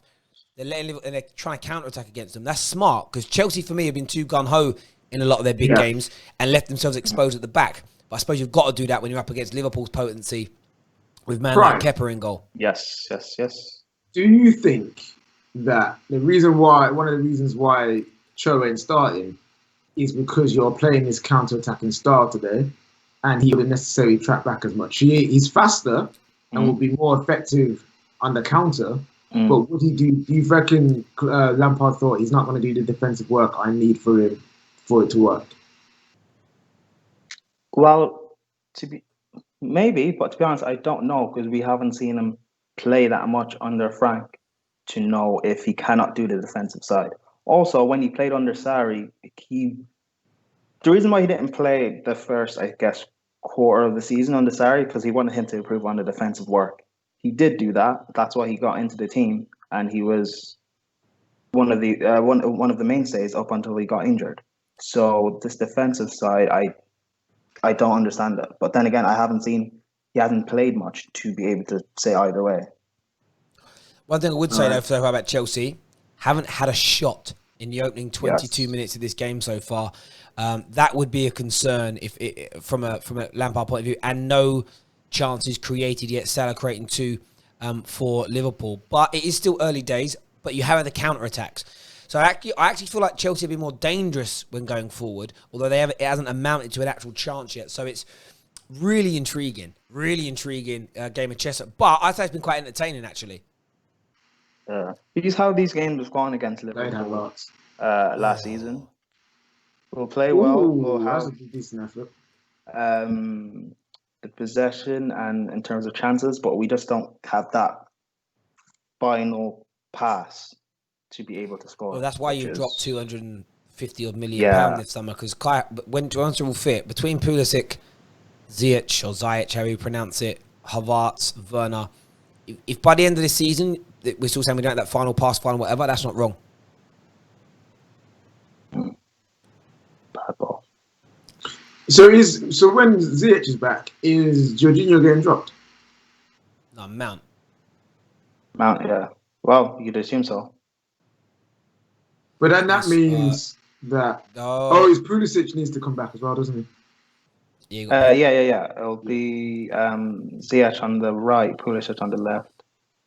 You know what I said about like a lot of these Chelsea players struggling to get into the team? Hudson-Odoi is not starting now for these types of games when there's all these injuries. But everyone's fit. I just don't see how he gets ample enough game time. Again, unless he turns it around. Like, he's so far. If Hudson-Odoi by halfway through the season is playing regularly when everybody's fit, I will give the boy so much credit, because right now he is so far down that pecking order. Do you get what I mean? Yeah. He's like, if you look at it on a celebrity hierarchy, he's at that kind of E-list celebrity. Do you know what I mean? Like down the bottom. Like, even if he was on I'm a Celebrity, Get Me Out of Here, you'd all say, who's that when he arrived? Do you get what I mean? In terms of pecking order. Why didn't you guys loan him? Like, I know he's on a lot of money. The contract we gave him, not a lot of clubs will take him unless we pay the vast majority, if not all, of his wages. Yeah, I can't do that, bro.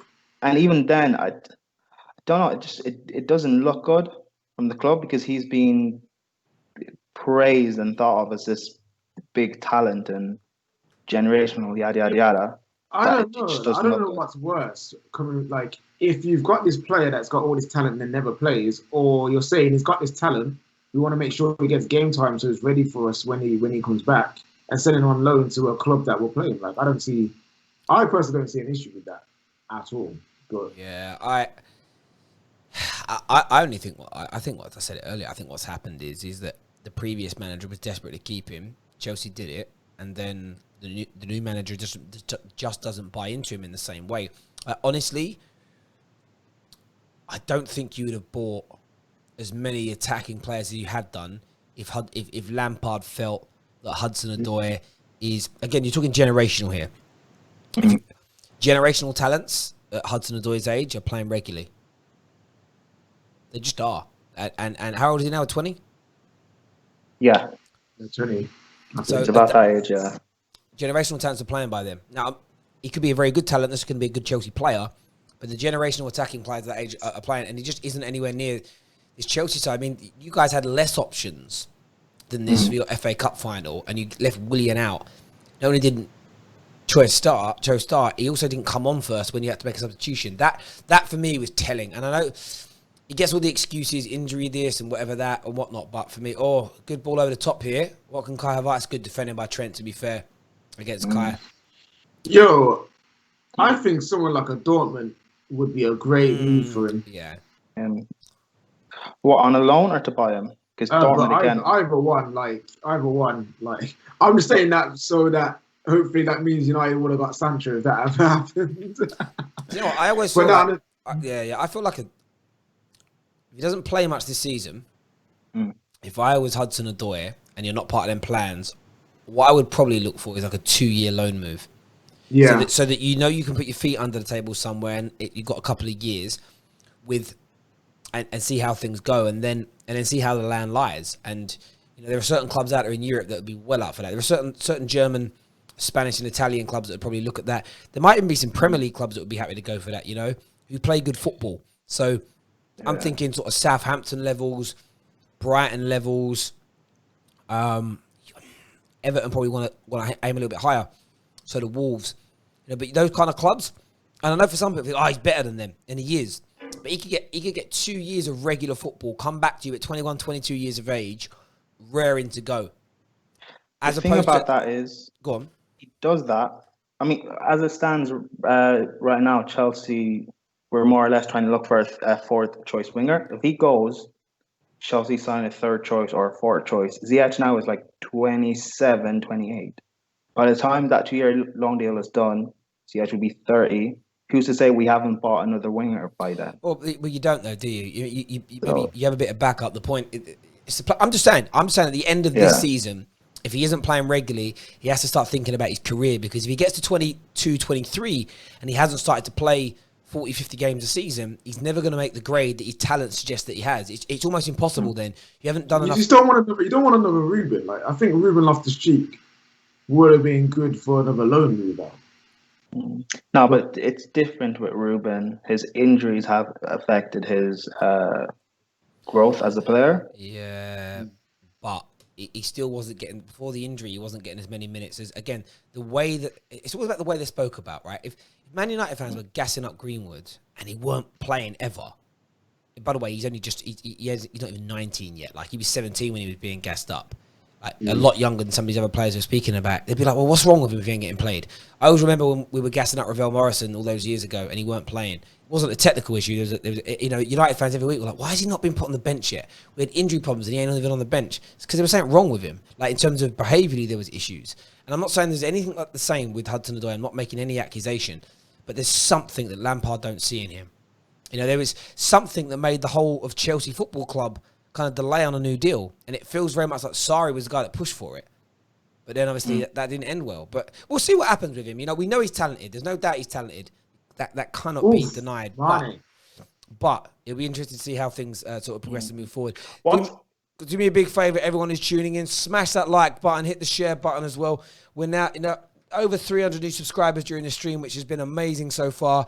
And we're on 51,000 total views already, which is brilliant. Yesterday's show, the United game, did 75,000 in total. Would love to beat that record today. Remember, we're going to be live straight after this game on the Football Terrace for the phone-in review show. And then 9 p.m. tonight, that United show is live.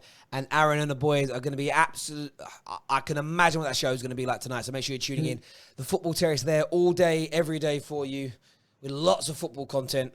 Just make sure you're a subscriber. Make sure you're hitting those like buttons and share buttons as well.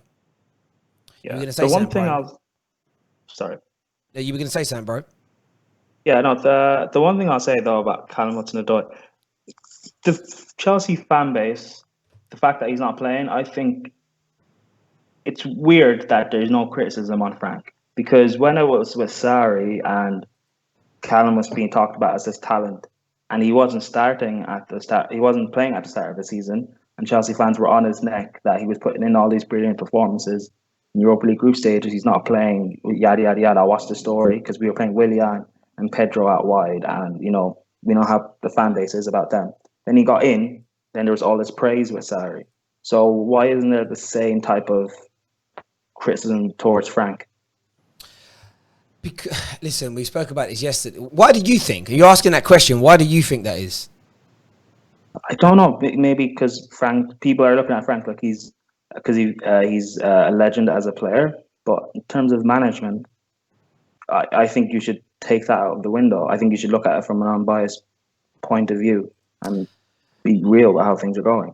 Look, but that's never going to happen because yeah, I know. But you've asked a question, but you know the answer. That's why I'm kind of not throwing it back at you. It's like, for me, it's like, how do I say this in the right way?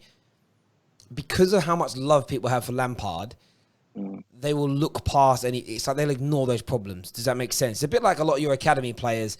People are not looking at the issues with any of them. It's all just consistent praise and we'll shoehorn here, we'll do that there. When you love someone, you do that. That's a natural human emotion to do. When it's your kids, your girlfriend, your boyfriend, your mum, your dad, they can do something wrong and you make excuses. Yeah, but. That's all it is. Jose got more excuses. Oh, unlucky there, Werner. Or Werner's got an opportunity here. Werner shoots. Oh, just wide. I think for me, it comes down to one thing, though, in a cold light of day. Chelsea fans love Frank Lampard. Chelsea fans want to give him as much time as possible and respect as possible. They trust his judgment because they love him and trust him. Equally, it's criticising Frank Lampard too much. It's a taboo thing to do as a Chelsea fan. So from a social media point of view, you will gain less traction for doing it. If one of the big Chelsea Twitter accounts started criticising Lampard too much, they would regress. And they're never going to do that. They are going to toe the party line. It's as simple as that. You saw it last year when Sophie Rose went out and said what she said about Sarri before the majority were ready for it. She was ridiculed. 8 weeks later, the rest joined her party and were saying exactly... Oh, Kepa. We're saying exactly the same thing without coming back and saying, sorry, we shouldn't have criticised you for saying that in the first place. Because she was writing so much of what she said. She really, really was. Yeah, she was. I'm not even saying like criticize and put hate towards them. I just mean a point of the balanced point of view, but I understand why it's never going to happen. Yeah, like it just is what it is. It's the way football works. Yo. Like just the way, just the way. We're always alive, fam. We're just busy, fam. I'll mute you, Elite. Don't worry, bro. It's just the way those things are, bro. Like it's just how football is. Like Liverpool fans believe everything their club and manager say to them right now, not because they shouldn't, but just because they love their club. If this was during the Roy Hodgson era, and they were saying these things about like we ain't got money, or whatever, there'd have been more outrage because of the way you feel at that moment in time. You know, if Fergie lost his opening game of the season 3-1, even after a bad summer, no one would have cared as much because it's Fergie. We trust him. We'll turn it round. You know, when Fergie was telling us there's no value in the market, everybody just took it as, okay, cool, there's no value. And we just told everyone that. But yet, now that we don't trust who's in charge, we challenging everything. And that's just life, isn't it? You know, we see it in every walk of life. It's natural. If it's a teacher you like telling you a new rule at school, everyone, okay, you respect the teacher. Cool, I'll take your point. If it's a politician you like, you respect their point. When you don't like them, you mistrust them and you ridicule them. It's just, I think it's basic human reaction to it, if I'm being honest. But that's just my view, bro. That's just my view on it. And not to try and deep it or nothing, but that's just what I think it is. That's just what I think it is. No, you're right. You've got a point in exactly what you're saying. I try to have a point. Don't always work. But sorry about that, gents. It's all right. I muted you because you were chatting to the guy, and I was like, I didn't know if you knew that everyone could hear you. Oh really? I thought I muted. Not at the start, you didn't. I had to mute you, bruv. Oh, I'm so sorry. Everyone, I apologize. No, you haven't got. It wasn't that doing it isn't the issue. It was more. I didn't know what you were gonna say, and I'm like, you Yeah. could have come out of anything, and thought I'd just save your blushes, bro. Yeah, that's all good. Now, yeah. Could have been like, yeah, the rash is gone now. It's cool, bro. It's sweet. You know what I mean? It could be anything. You're an idiot, man. You're an idiot. I know. Oh, hang on, Robertson. Oh, unlucky. Let's look at some of the statistical breakdown. We're in 35 minutes into this game. One shot, and that was the one there from Werner. I mean, what have you made of your opening first half performance from an attacking point of view, Prime? Like I keep saying, it's that final ball, final delivery. Like you were saying before, there was a moment when Kante playing Werner in, and he was offside. That was poor. That shot from Werner, in my opinion, Alonso was out there on the overlap. If he played it out to Alonso over there, maybe it could have been different. But we need to start racking up actual chances, because we know what Liverpool can do at the drop of a hat. You can turn it on and score, especially with Kepa in goal. Yeah, it's worrying.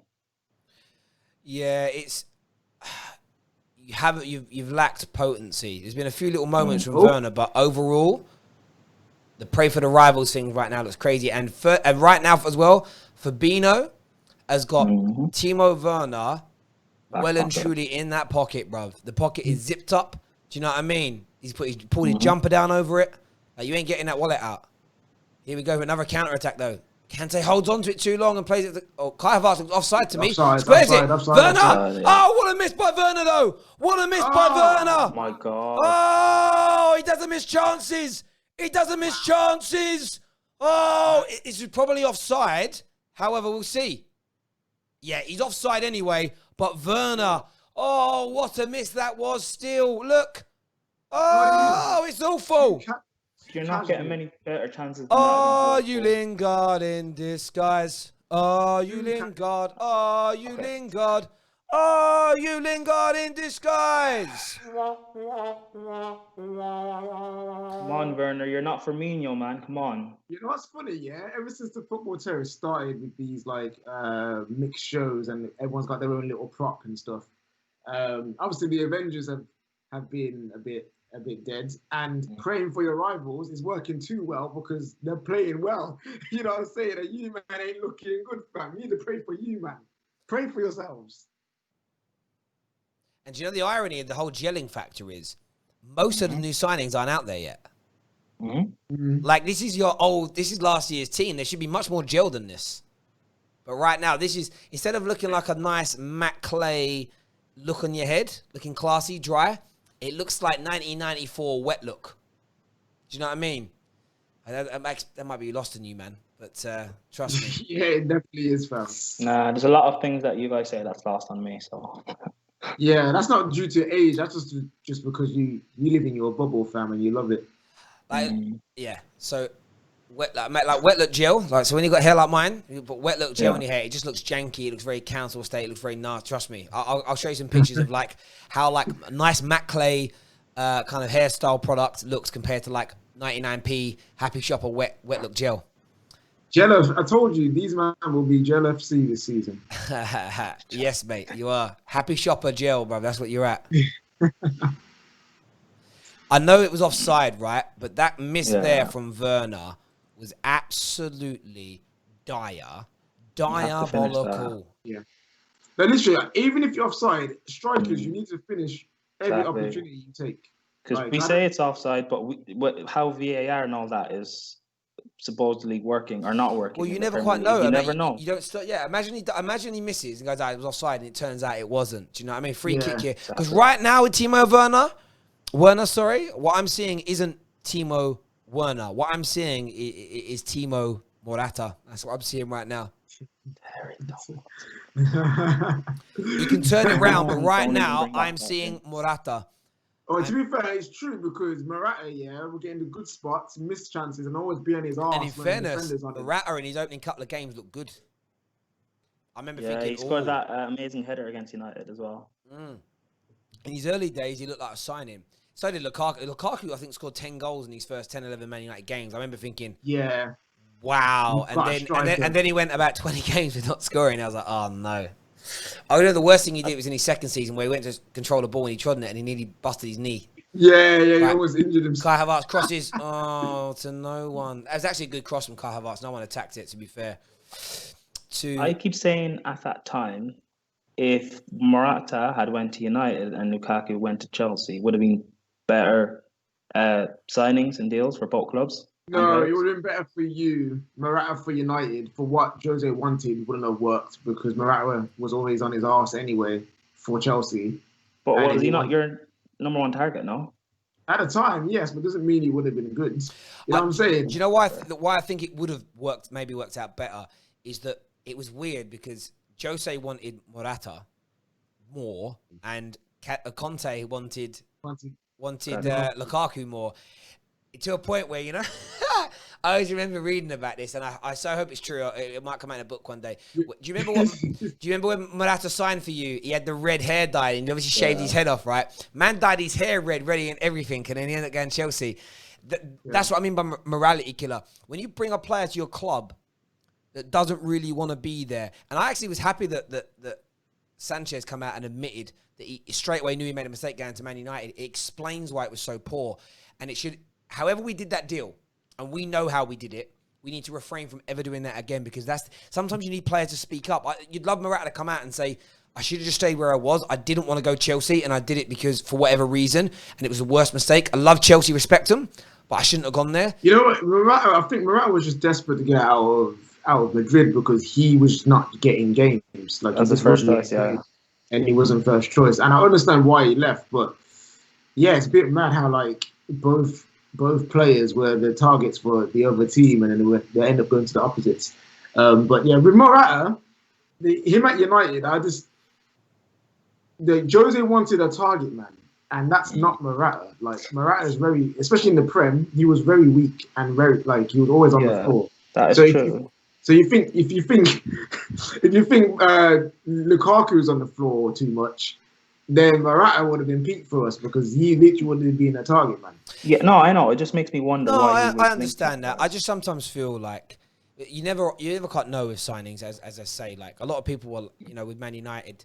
Oh, we nearly got Robin and whatever. And I'm like, yeah, but Robin changed his mind and didn't want to be with us. If he changed his, I just look at it like you sign players that want to be here. Like Fergie never cried over missing out on players. We wanted Alan Shearer. We ended up with Ollie, right? Now, Alan Shearer was a class. If Alan Shearer would have joined us, not really wanted to have been there, we may not have got out of him in terms of goals what he did at Newcastle because he was playing for Newcastle with every ounce of his being, and that's sometimes far more important than signing for a team that's bigger because it's where your heart's at, Or Mason Mount's got an opportunity here. What can he do? Mount's been invisible this game, to be fair. Oh crap! He's playing. Yeah, that was a poor ball from Havertz as well. Alonso. Havertz, from what I've seen, claim that. From what I've seen of Havertz, his final ball at the moment is just a little too much. That's a red card. Christensen's gone. He's got to go. He's got to go. I told you, blood. He's got to go. Yellow. How? Yellow, wait. Hang on. Whoa. Do their books. How's that a yellow? Or maybe he wasn't in possession. Let's see this again. Oh, he's got... Well, I don't know. Maybe Kepa still wins the ball. That's a red card for me. He's made no attempt for the ball. It's a red card. It's a red card, Chelsea. Yeah. It's a red card. All Chelsea fans that love Christensen, I think he's an amazing defender. What do you think? That's not going to go to VAR. Is that not going to go to VAR? Yeah, VAR are checking it now. Yeah. I think what they're looking at is would Timo Werner... Nah, look, that angle there, bro. That angle there, he's getting that ball. He's getting the ball. It's a red card. He's gone. He's off. He's got to go. Got to go. You would have touched that around Kepa. Got to go, bro. Yeah, he touched that around him to go, yeah. And what's going to go against Chelsea here is how bad Kepa is. Because it'll be a subconscious in the back of the mind of these guys. Hang on, he's looking at the monitor. He's done. Once his referee starts checking monitors, you're dead out here, bruv. That monitor, that monitor being checked is the Grim Reaper. It's done. It's over. Red, because they're gonna pause it there. Yeah. Hang on. Look at it. It has to be a red. Yeah, he's getting there before him. Hang on. Yo, Yeah, you can tell. You can tell he's like, yeah, I'm gonna. Hang on, what's he gonna do? It. Center of attention. Yeah. Bye bye. Toodaloo. Yeah, red card. Toodaloo. Toodaloo. It is a red. It is. Bye, son. What did I say at the start of the show? Christensen, bro. I said Christensen, man. Yeah, I keep saying that he's not a good defender at all. Let me just one decent performance. Let me just say this now. I need to say this. A bit of silence, guys. I need to say this. Pray for Chelsea. Pray for Chelsea, monster. Yo, Neats, where you at? This is peak. Beautiful. By the way, you have been no better. You have been no better today than you were against Brighton. Awful. And also, was that Henderson with the ball through? That was a great pass by Hendo. Great pass by Hendo. Honestly, Henderson sent off.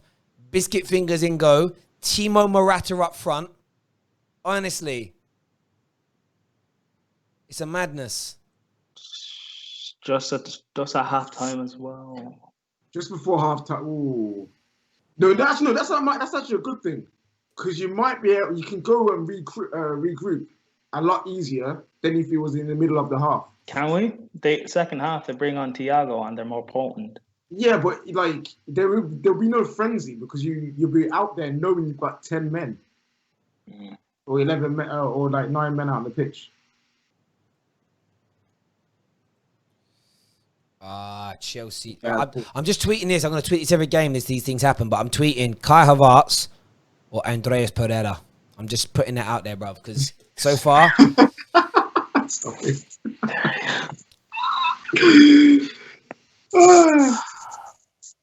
It's done, bro. But that was... You know what's funny? Like... Well, that's not funny, but go on. He is. He literally, Christensen didn't have to touch him. No, he didn't. You just have to put him on. Yeah. And that's the element of it that's criminal, because even if, this is where you've got to engage your brain, even if he goes round Kepa, even if he scores, it's an easier position than now being down to 10 men against the best team in the country for a whole 45 minutes. By the way, in a whole 45 minutes, where in the first half, you had no meaningful attempts on goal. You had no meaningful chances. You had no meaningful attacks. You had no meaningful bits of creativity. Chelsea Football Club, quite frankly, in that first half, did absolutely nothing. Niente. If this was the Eurovision Song Contest, it's nil point. Nil point. Awful from Chelsea. Catastrophic. And you've got, as I say, you've got man like Kai Pereira in the middle there doing nothing. You've got Timo Morata bumming about. And then you've got Mason, you can't count on him, Mount, who's been invisible in this game. How who scored have got them rated at 6s is beyond me. They have been pony. Chelsea fans, how embarrassed are you at your team's performance so far? Get your comments in. Get your super chats in. Want to hear from you right about now. Hit the like button. Please hit the share button as well. So important to us.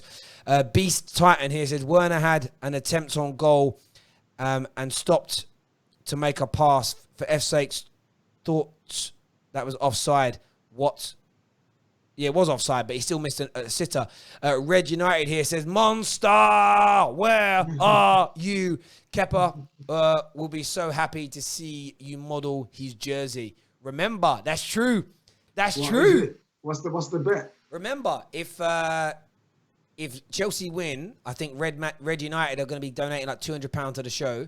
But if Liverpool win, Monster has to wear a Kepa jersey, front to back with a name on the front on a stream and whatnot. But there we go. Thank you for the super chat, bro. But yeah, man, look, you've already got 3 points on the board in this league, but that's what, for me, it's been such an awful first half display. It's been absolutely terrible. It really, really has. Like, I would be legitimately embarrassed right now if I was a Chelsea fan. Now, I'm embarrassed today as a Man United fan, right? But this is at home against Liverpool. You have gassed this team up. not scared of Liverpool, said this, said that, said the other. And right now, you are getting slapped about. You're getting slapped about like Phil Mitchell beats up Ben Mitchell. Do you get what I mean? Slap, slap, slap, slap, slap, slap, slap.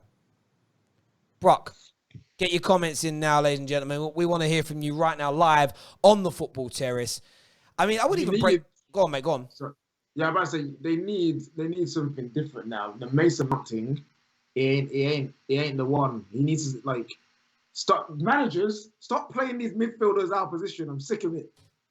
You know what I'm saying? Let them play in their natural position. Get Caltech on, get Callum on, and hope.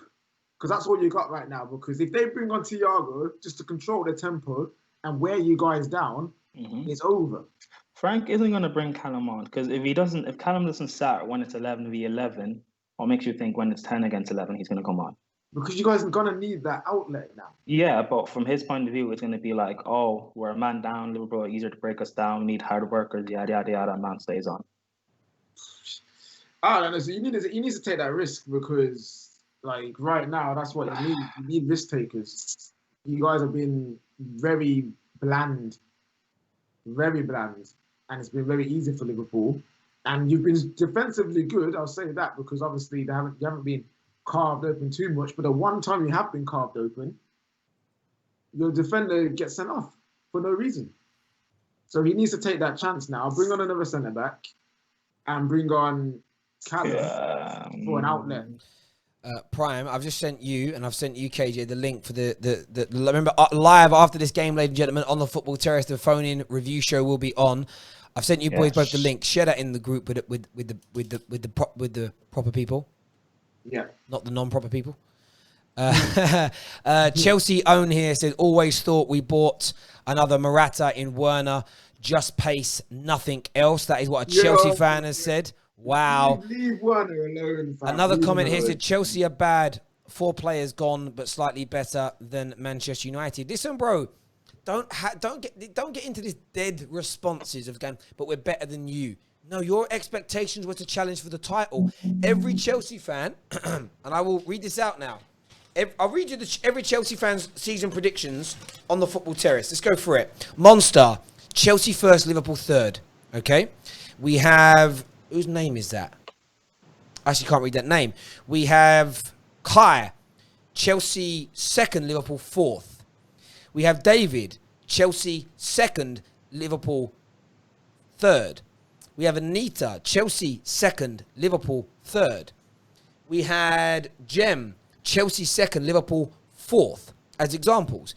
Every Chelsea fan, regular on the Football Terrace, and there's one other name on here who I just can't work out who this person was.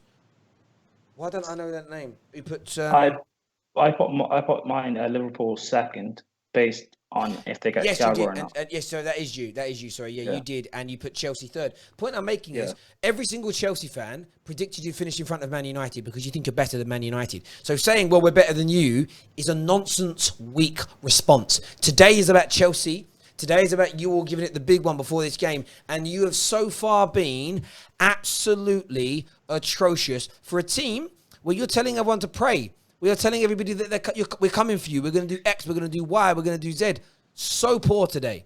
So poor today. I want to know and I want to understand why you've been so poor right about now. So Strip Bear, thanks for the super chat, bro. But dead response. Terry here watching a different game, bro.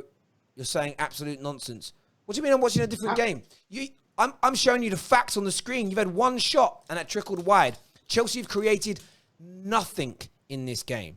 You've literally created, look at this, no chances. What are you talking about, bruv?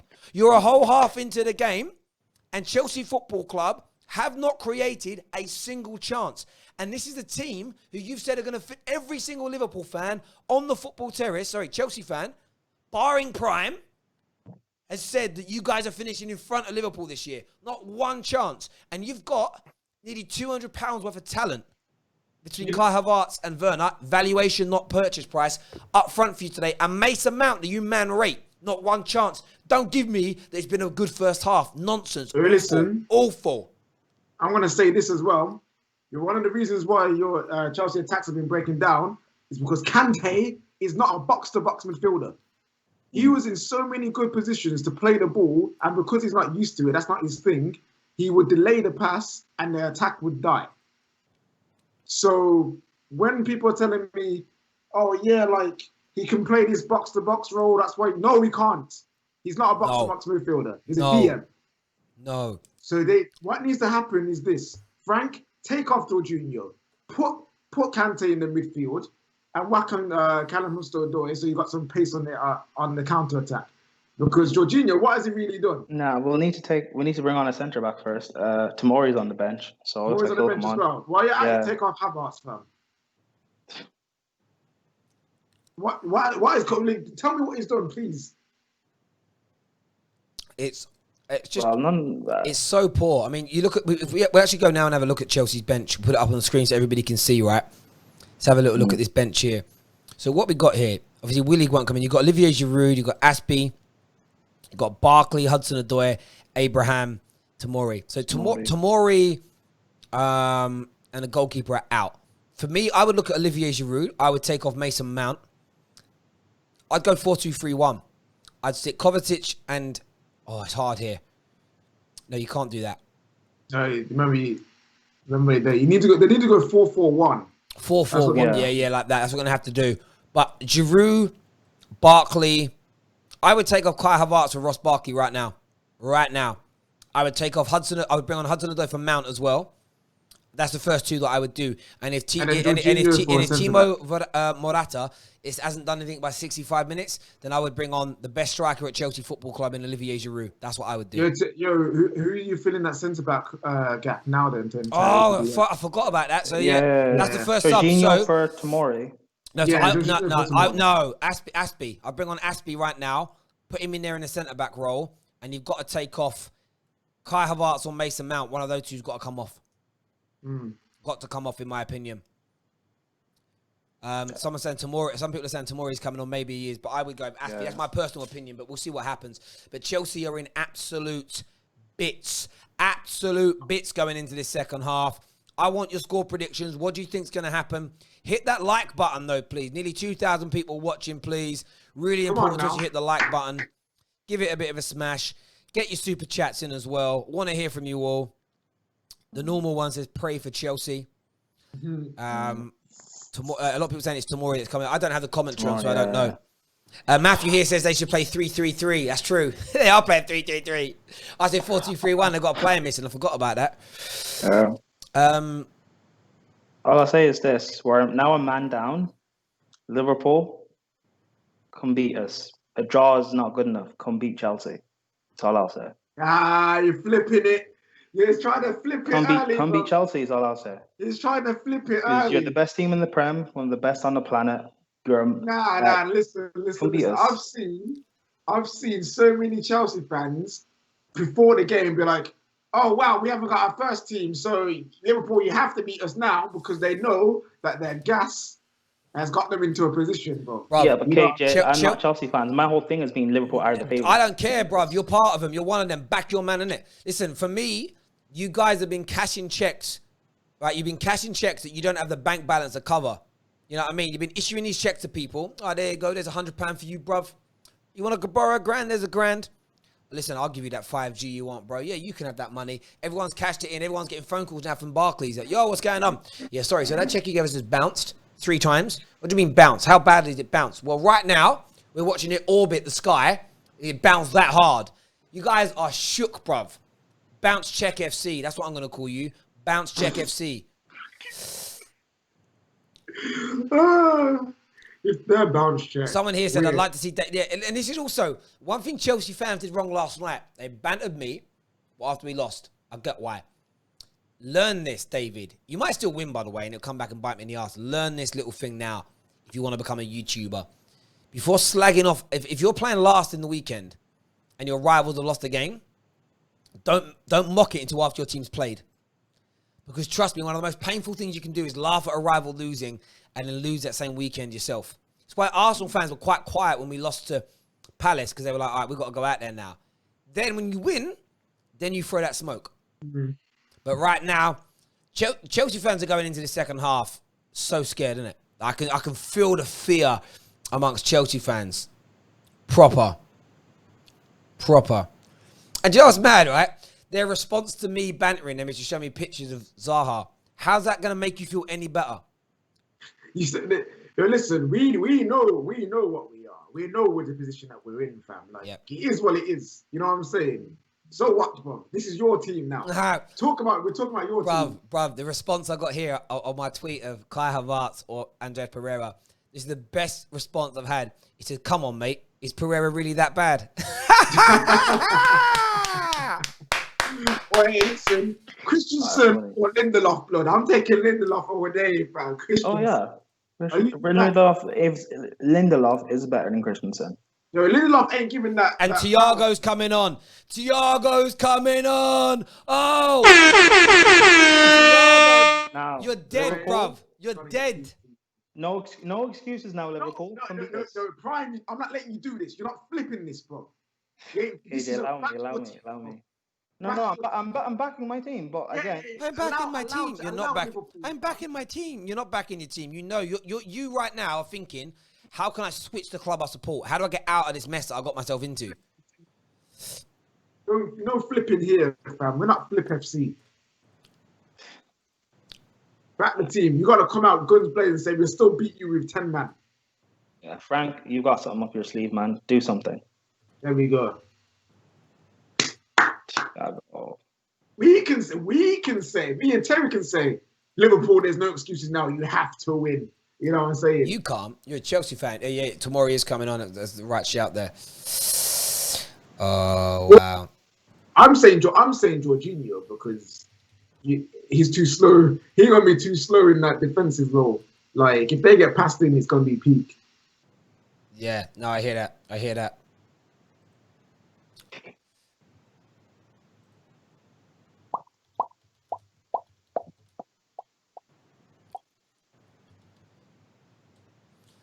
I was looking at here some of the statistical breakdowns, man. Like, that is one of the worst half performances I've ever seen from a £90 million player. No shots, no chances created, 86%. He's taken off Kai Havertz. Yep. Yeah. He's taken off Kai Havertz. Because he was awful. He was legitimately awful.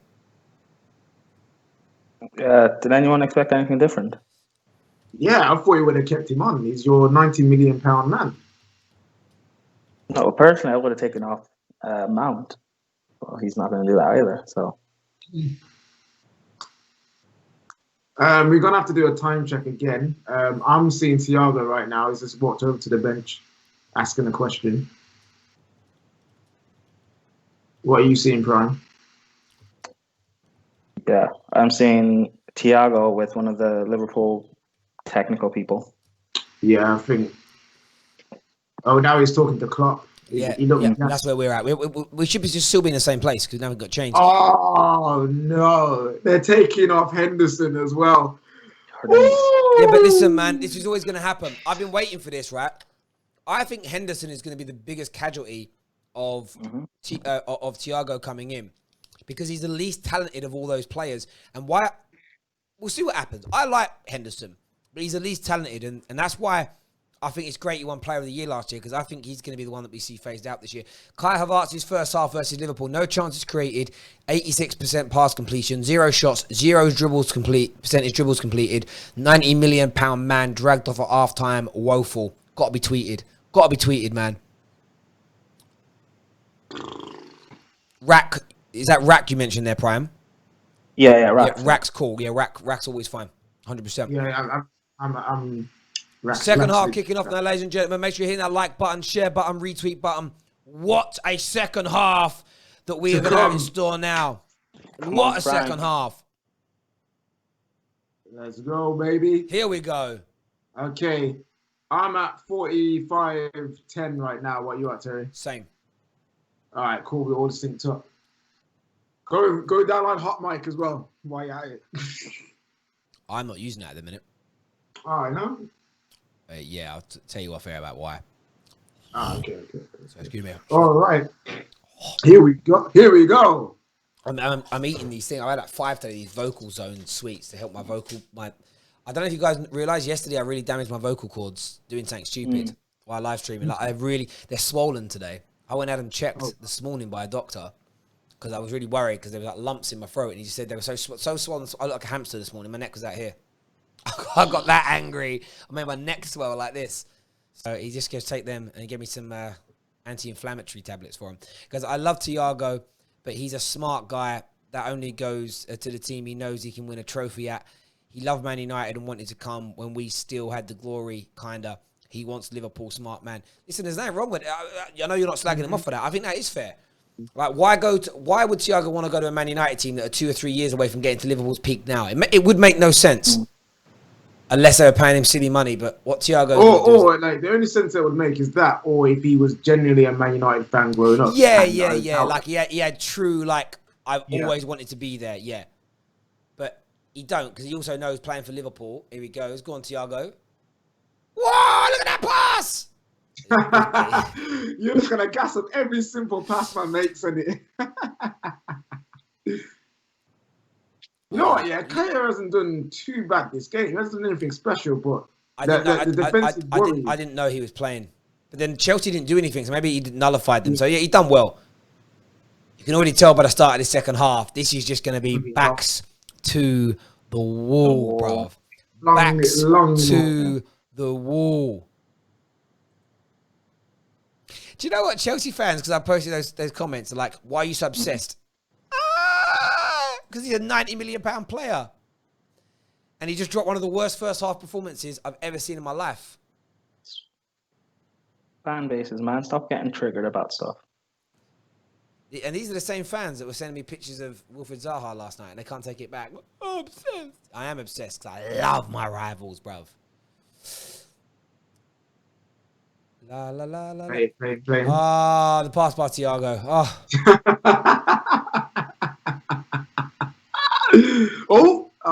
That look like handball, you know. But and then there's again that Firmino goes in the wrong position again. No, this agenda you have against Firmino. If he bags a hat trick against United, so the Firmino, he's called an agenda for a reason. The agenda stays, bro. But does it die? No, fam. It's Firmino goes now and forever until he scores 27 goals a season again. 27 goals a season. Has he done that before? That's what he's done before, has he not? In the Prem? Not in the, Mane just done. What Mane just did there. Don't do that to young Reece. Is it fair to do that to a minor? Like, Terry, you're mocking it. Got him, mate. Got him. Fun. Saka would never. I remember Saka. Okay. Yeah, where's your fight, Prime? Come on, blood. Come on, Prime. Energy, bro. Energy. Where you at? Right now, though, bruv, honestly, like, that Kai Havertz deal is just, it's that I don't think Chelsea fans realise. Oh, hang on, they've gone short. Oh, I thought Thiago was going to bang it, you know. Bicycle kick. Oh, elaborate. Nah. Got the ball back, though. Yeah. Easy. Like, trust me, this is the one thing with Chelsea spending all the money in one summer. Right? I said it all, the rivals will be on you for it because there's an expectation, like, to go out there and do it. What I'm looking to see is how, and I'll say it publicly, I'm looking to see how quickly we can make Chelsea fans turn on their players and manager. Because that's what you do to us. I'm just seeing how strong you are. Like, if we can get, like, Fat Frank out, trending. Oh, wow, lovely. It's crossed. Mane! 1-0! Oh, what a goal! Mane! What a header! What a goal! 1-0 to Liverpool.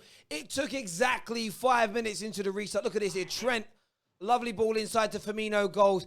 Lovely little 1-2 there with Mo Salah. Cross. Where was Reece James? Where's the marking? Where's the awareness?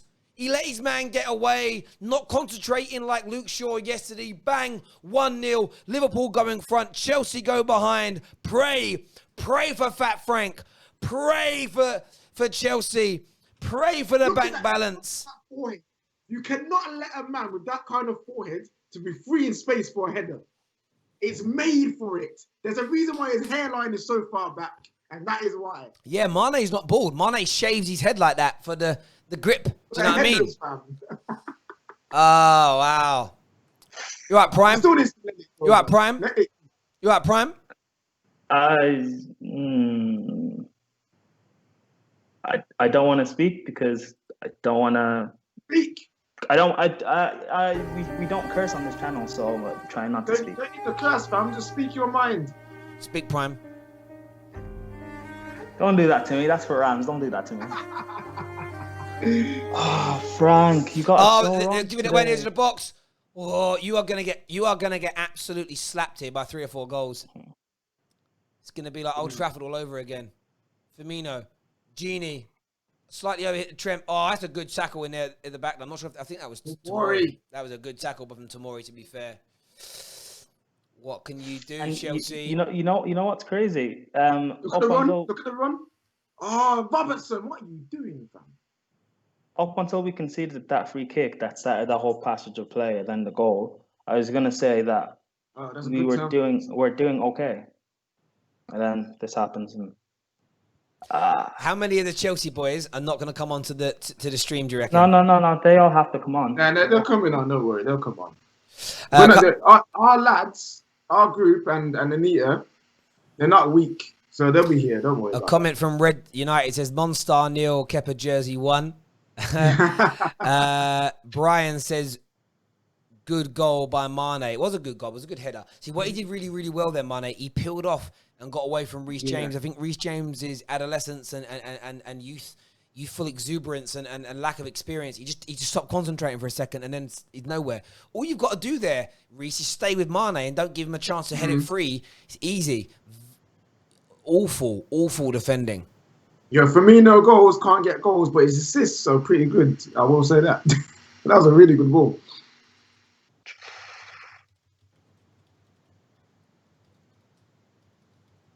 This.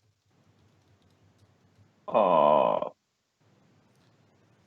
that's a great ball. Thiago looking to do something mad already. Thiago winning a header as well. Who said Thiago's not a DM? Someone tell me. Mate, it's mad. People have got this weird sort of, I think it's life done, it's society done. It's this, oh, Kepa! Oh, no way!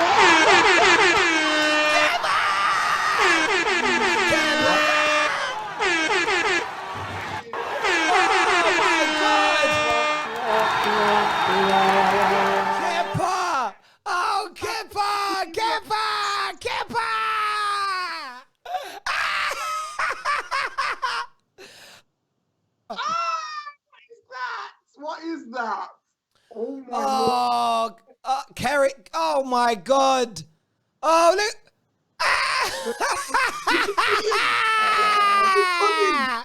Terry, you're a financial expert in the football game.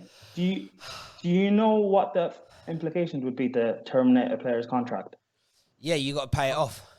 Yeah, pay off the contract, bro. It's what we should do with Kepa at this point. It's ridiculous. Oh, he's gonna do it again. Is he gonna? Do it again? Oh my word! Oh my God, Kepa. I feel for Chelsea players, you know, because they must look behind them and be like, "You suck, blood." You know what I'm saying? Like they know, like they're footballers. They know that he's bad. Like it is peak. Like Kepa. I hope he gets a move back to Spain where he don't get to have the spotlight on him, because this English world, this English game ain't for him, man. He ain't. His confidence is that shot. Oh, it's just amazing. And you know, look, the sending off has played a part in this and everything else. But today's game, the situation Chelsea are in, it's everything. Timo Werner's performance in the first half, dire. Kai Pereira, dire.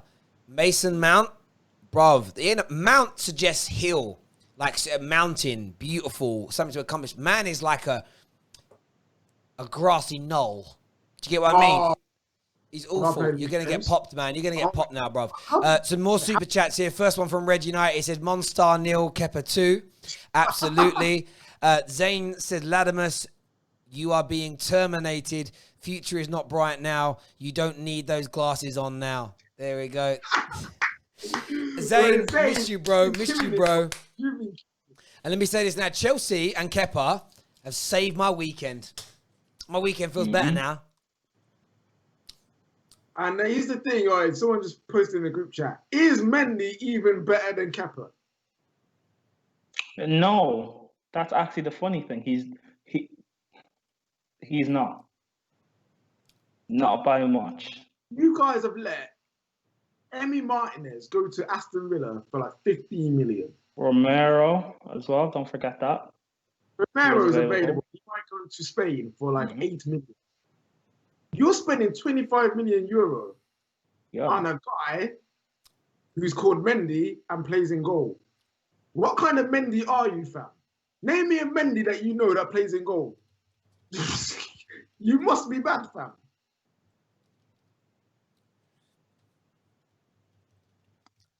Like you guys pray for the rivals. The prayer are working a bit too much. You need to pray for yourselves. Because you've got this to deal with, and then the gelling process again when the new ones come in, man. Honestly, it's terrible. Paul here said, "Did Monster forget to go to church today?"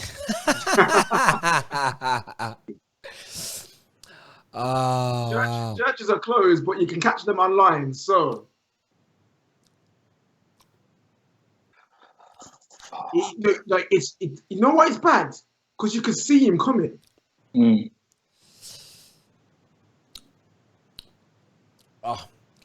was all. You know, the whole time as well when he's closing, I'm like, he's gonna. When goalies do that, it annoys me, right? Because you've got the ability to put enough power and enough angle on it. You shouldn't be making their mistakes there. Shouldn't be making their mistakes there. Yo, wait, and Trent clean sheet, Mane 2 goals. Yo, Mane get a third one, and assist from Trent. My fantasy team is gonna be looking good. Whoever had Son from today and Kane got hella points, so I want some of it too, bro. You know what I'm saying? And there's your midfielder again. Look at him. Why is he picking the ball up off the centre backs?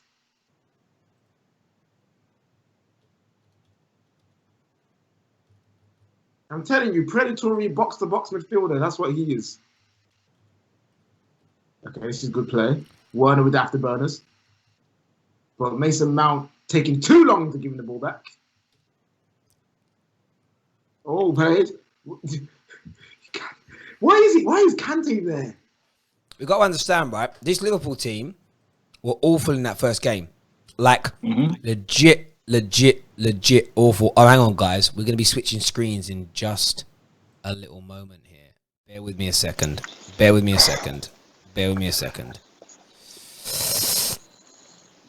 Oh, hang on. We've got to change this all up now. Because bear with me a sec, peeps. We'll get you all back on the screen in just a few seconds. Oh, I'm an idiot. I'm a legit idiot. Do me a favor. Monster, turn the camera on, bro. I can't because I'm at work in it. So that's the only issue. Okay. I just hung up on the other two. I'm gonna have to add them back. I answered your call rather than joining the call because I'm an idiot. I do that sometimes all the time. How you feeling, bro?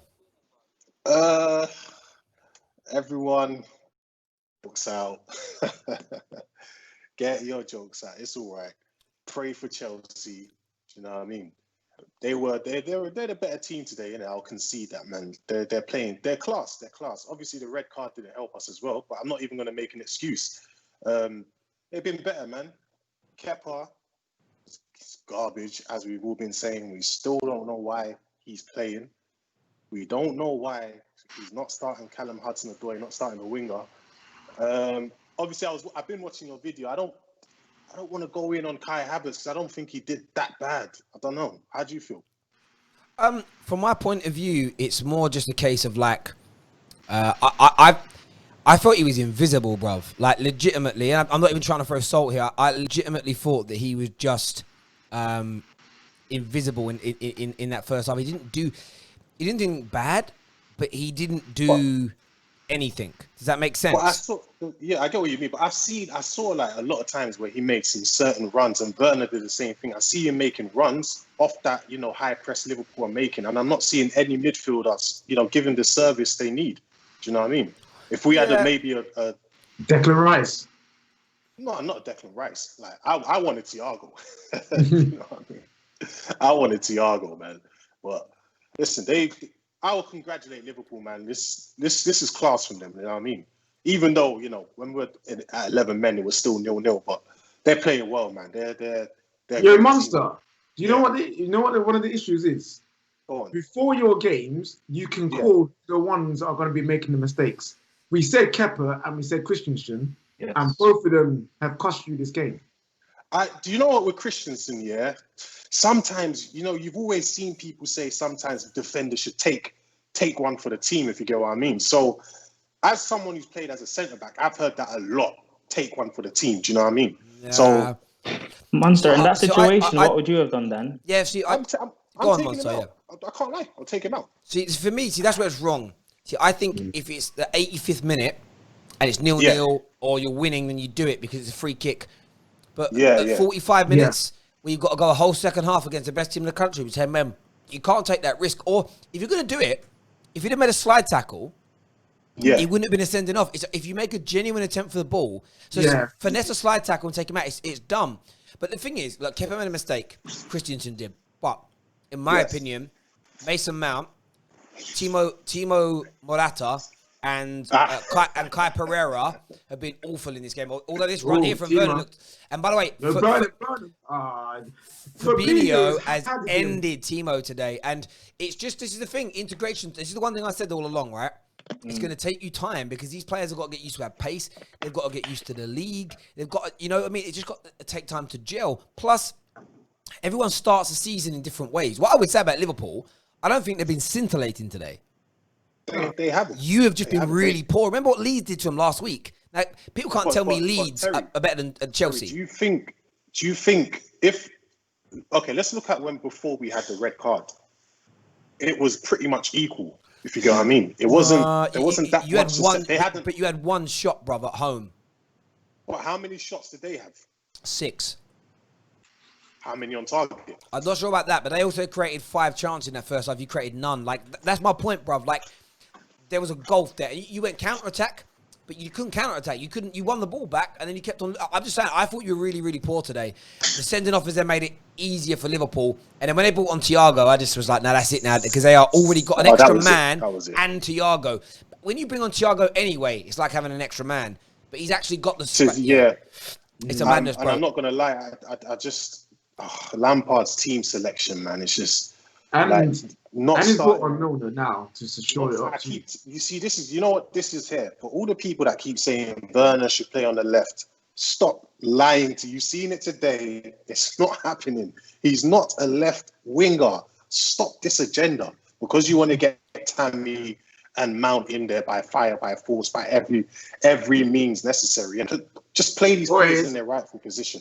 Has anyone noticed what Klopp's done? He's brought on Milner so Thiago can now be here in these situations to do those kind of balls. Like he's going, Klopp's going for your throat.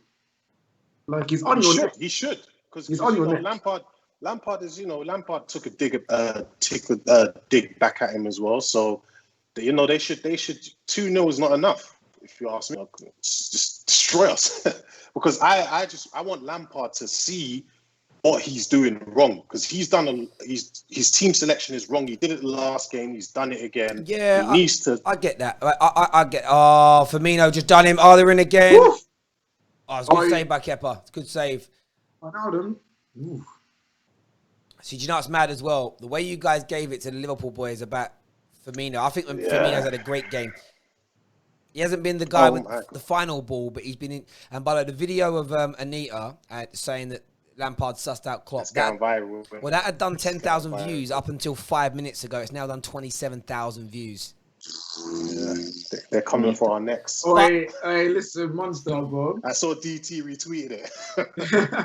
Monster, my friend, you've been too busy praying for rivals that it's been working, fam. I tweeted it out though. I said, pray for Chelsea, man. Pray for Chelsea. Oh, well, Kante did just make Mane, so you got that victory. But James just lost the ball. Chelsea, man. Like, oh, come on, man. Fabinho has been absolutely sensational at centre-back today. Yeah, he has been. A few super chats. Zane says here, Klopp is a proper manager. Imagine what he could do with Man United, not win. Yeah, he could do massive things with Man United. And also said, Elite, who will get sacked first, Ollie or Frank? That's like too early. Neither will be sacked. Well, who will get sacked first out of either of those two? Like, not first in the Premier League, first out of those two? I still think Frank's at more of a risk, man. If you get to December and his team ain't gelled, it's good night nurse. Terry, I said it on the Chelsea show. Yeah, I said what did I say? I said if Lampard. I said when they asked me how do I feel about Lampard, I said should I give the bias or the truth? I gave the bias part that I will back him all the way, but then in the truth, I said listen, Lampard, if he's not careful, he's going to risk getting sacked early. Do you know what I mean? He needs to be careful. But Frank, he's not. Sorry, KJ, go. No, you go. It's your team. You go. Frank isn't. Frank, he's not going to come in and take the job without knowing that he will get sacked if he doesn't perform. So I don't think it's... You know what I want to know, Frank? I want to know what is going on with Callum Hudson-Odoi and Frank Lampard. What is going on there? Something's going on. It can't be a thing of... Chelsea fans keep saying training. It can't be that because... remember under Sarri for I think the first quarter of the season, and Callum wasn't getting in. He was playing Europa League games, cup games, and Chelsea fans were saying he's got to play. He's better than Willian and Pedro. And then he got into the team, and he was so important. I remember he came on in the Carabao Cup final against City, and he was amazing in that. And then he got that injury at the end of the season. Now with Frank, it just seems like DT is on it. I've just retweeted DT. He says, Terry, where's the one of them saying that they won't lose a game this year? I know that was you, Monstar, that said that. We didn't say that. No, I think it was it was a Chelsea show he's going through, and you didn't lose a game until like December or something. Yeah. No. We chose we'll lose to Everton or someone. There we go. But yeah, it's going off on socials right now. In fairness, I didn't have the time this weekend because you come out with some other things in that Monster, which I might just drop later. Do you know what I mean? So no, do you know what? I think you might be talking. I did go at the Twitter guys, with it because listen, right now I'm looking at Twitter right now and I see them blaming Jorginho and Kovacic. I haven't seen the big guys criticizing Mason Mount yet. Well, they won't. They won't. The academy bias still stands. No, talking about Jorginho, I said before he came on Monster that he needs to get taken off because he's causing Kante to play further up the field, and when you have chances, Kante ain't that kind of player to actually make the right decision in that situation. Do you know what I want to ask you? Why can't Jorginho Kante do a Sergio Busquets Xavi situation where Jorginho can be a Xavi and Kante can play the DM role like Sergio Busquets? I just don't know why that can't work for Chelsea. What is going on with that? Why can't he just be a centre mid rather than a holding mid? Talk about Jorginho here. Yeah, Jorginho, because he's not at that level. Let's be honest. He's not that. He's a good footballer on the ball, but he's not that kind of footballer to be able to adapt to that. He is what he is. He's a sole specialist regista, and I know people don't like that word or that term, sole specialist, but that's I think with Jorginho, you need to build a team around him. Again, because he ain't got that speed. And Man United did it brilliantly with Michael Carrick as an example, where we had people don't think we built it around him. Michael Carrick was the final piece of Man United's jigsaw in the summer of 06 that turned us into title winners. And he had all different qualities around him as a player. Football's, of course, moved on in the last 14, 15 years, but it's the same difference. I think the issue is with him is, although you've spent big this year, it's because you've put two transfer winners into one. And Lampard's still in the process of building what he wants. But we spoke about Hudson-Odoi earlier. The problem that Chelsea have, and I'm not convinced until I see it change, is you gave Hudson-Odoi his new deal because Sarri was desperate for him. Sarri was playing him. You sack Sarri, new manager doesn't I trust him. I think Sarri. I don't even think he was desperate for it. I think Sarri was forced to play him. I don't think Sarri wanted to play him. Yeah, but Chelsea didn't want to. Well, get rid again, of him, well, if they gave a guy that new big deal, and then Lampard comes in and said don't want him, that's bad management. The point being is, all these players you brought in. If Lampard goes this season, it's hard to progress. The worst thing Chelsea could do is get rid of Frank. You can't. You need to build something. It's why Liverpool and City are the strongest two teams, because they build.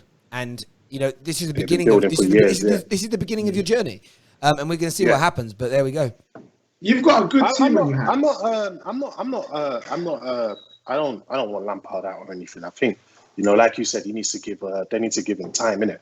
I'm just worried that he does make a lot of. I see a lot of mistakes tactically by him and a lot of naivety. You can see he's still it's just someone who's just started managing. You can see it in his game. Yeah, you get a few super chats I've got to do here first. Zane here says, Elite, you got beaten by a Jurassic Park manager. How will you cope with Arteta and the next Pep Guardiola? And he also said, Latimus, you gave your best player to us in Willian. Wait. Is he calling Arteta the next Guardiola? Is that what he's saying? Arteta the next Guardiola. A lot of people here saying Sarri wasn't sacked. Listen, learn your history. He was going to be sacked.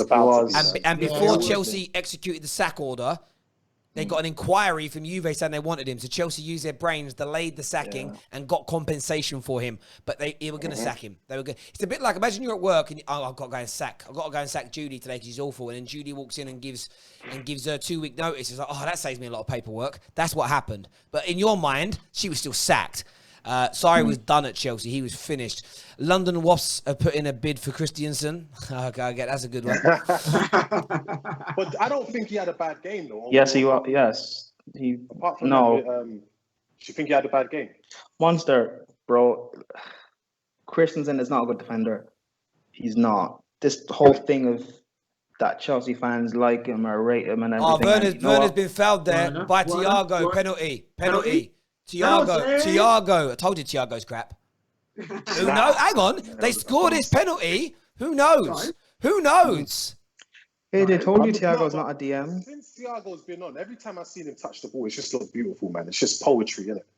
It's just they can't get near him. How have they given a penalty for that, right? How have they given a penalty for that? And yesterday, when Paul Pogba literally had his foot trod on so hard that his shoe come off, it weren't given. That's a dive. Surely that's a dive. He's holding his shoulder to really style it. He's actually injured himself by diving their team. Surely that is a Timo dive. Morata. Is that enough? Was there enough contact there? I don't know. But if it's a pen, these people are coming at me, man. Fucking blood. Sorry. Yeah, well, when you do pray for the rivals and everyone be scared. Brother, and you are lucky I didn't put more clips. I didn't have time this week. Yeah. However, tonight those clips are coming out, bro. Wait, was he offside? Wait, are they looking for offside now? Yeah, it might be. It may have been offside in the build-up. It's confirmed. Is it not? Oh, you might be ahead of us. We had to delay it because these guys are streaming it through Sky Go, so we're a little bit behind. Yeah, it is a penalty. Okay. 2-1. And it's Jorginho stepping up and taking it. No. He don't miss. But he does! Yeah. Wait,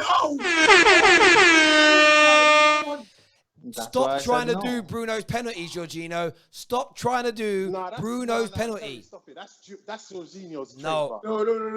Okay, can we all stop saying that pens don't count no more? Because that could have turned the game for Chelsea. That was such a poor pen. See, yeah, exactly. Imagine being 2-1 at this point with 15 minutes to go. You got half a chance. Missing penalties is unforgivable. It kills you. Should have scored that, bro. I wonder if they're going to bring it. Wait, I wonder if they pull it back. I wonder if they pull it back for a retake, or is that just against United? I'm going to rewind that and see if man come off his line. I'm rewinding my TV so I can go back to that penalty. No, he didn't come off his line. It don't look like it. See what he did is clever. He did come off his line. He pushes forward, but from on the line where De Gea stepped forward first. Yeah. So that's not. It's different. Yeah. But you'll still get people say that that's off the line. There we go. Well, just the little tricks that you can do as a goalkeeper. Gotta be aware. Yeah, because Prime, you know all about it, innit? Super chat here from Chelsea's own says, always felt Lampard was never ready to manage a big team. He's just not ready. That's from a Chelsea fan there. Listen, this is you can talk about team selection, but this is not Lampard's fault. This game ain't Lampard's fault. He didn't tell Christensen to do a rugby tackle, and he didn't tell Jorginho to miss. I can't believe Jorginho missed that, man. I can. I can. It's one of them games, man. It's just one of them games today. Nothing's going right. Like, you didn't even really deserve the penalty either. Like, for me, it's not a proper penalty. It was a bit of a, a bit of a dive, a bit of a, yeah. All right, Liverpool fans, I have been humbled. I accept it. We lost. No, don't be humbled, fam. No, they humbled us today. I still think we're going to win the league. I'm not going to stop that belief. But we have been humbled today, innit? But run it back at Anfield. We'll see.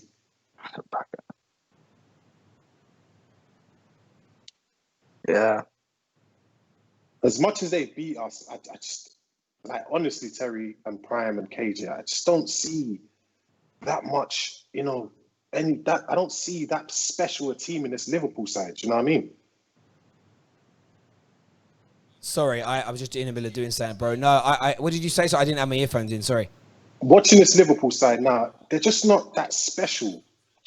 I said it earlier. Liverpool. That's what's embarrassing for Chelsea today. Liverpool haven't been scintillating, and that's why I'd be annoyed, because they were there to have a go at after the way Leeds cut them open a few times, and you haven't laid a glove on them. That would be the embarrassing point. You didn't lay a glove on them all game, and it's a big match. That for me isn't good enough. What would you say about that, Prime? Yeah, we've been, like I keep saying, it's that final killer ball, that killer pass. It's annoying. We haven't been clinical or effective in the final third. The first half, I think it was good personally, but then the sending off doesn't help matters.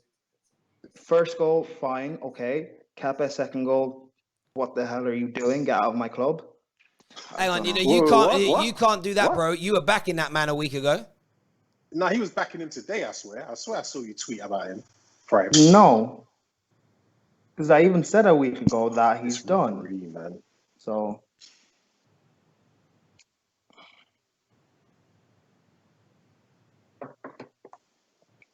I actually think I think Tomori should be starting next to Thiago Silva.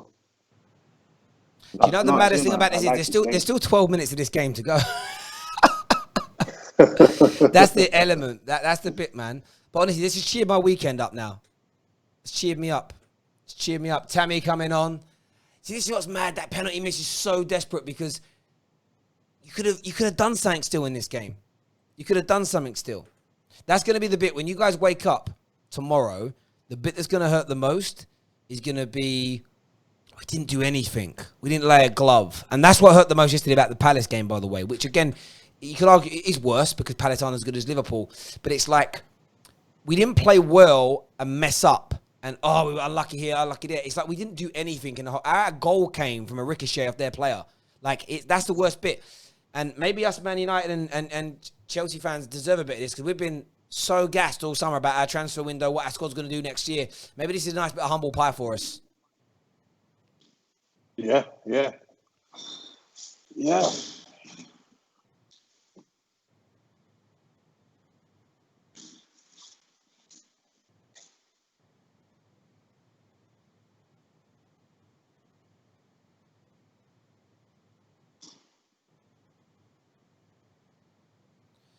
10 minutes more of this.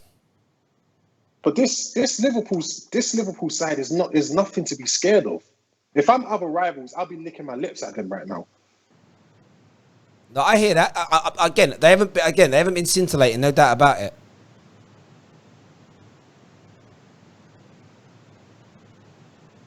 Where's KJ? I haven't heard KJ for about 10 minutes. You muted, bro. I just basically I've got like a video coming out today, and it's just been a bit delayed. Okay. So that's I've just had a few calls with my client, but it's okay. But yeah, what's happened? So what's happened in the last 5 minutes? Nothing. Chelsea just got nothing going on.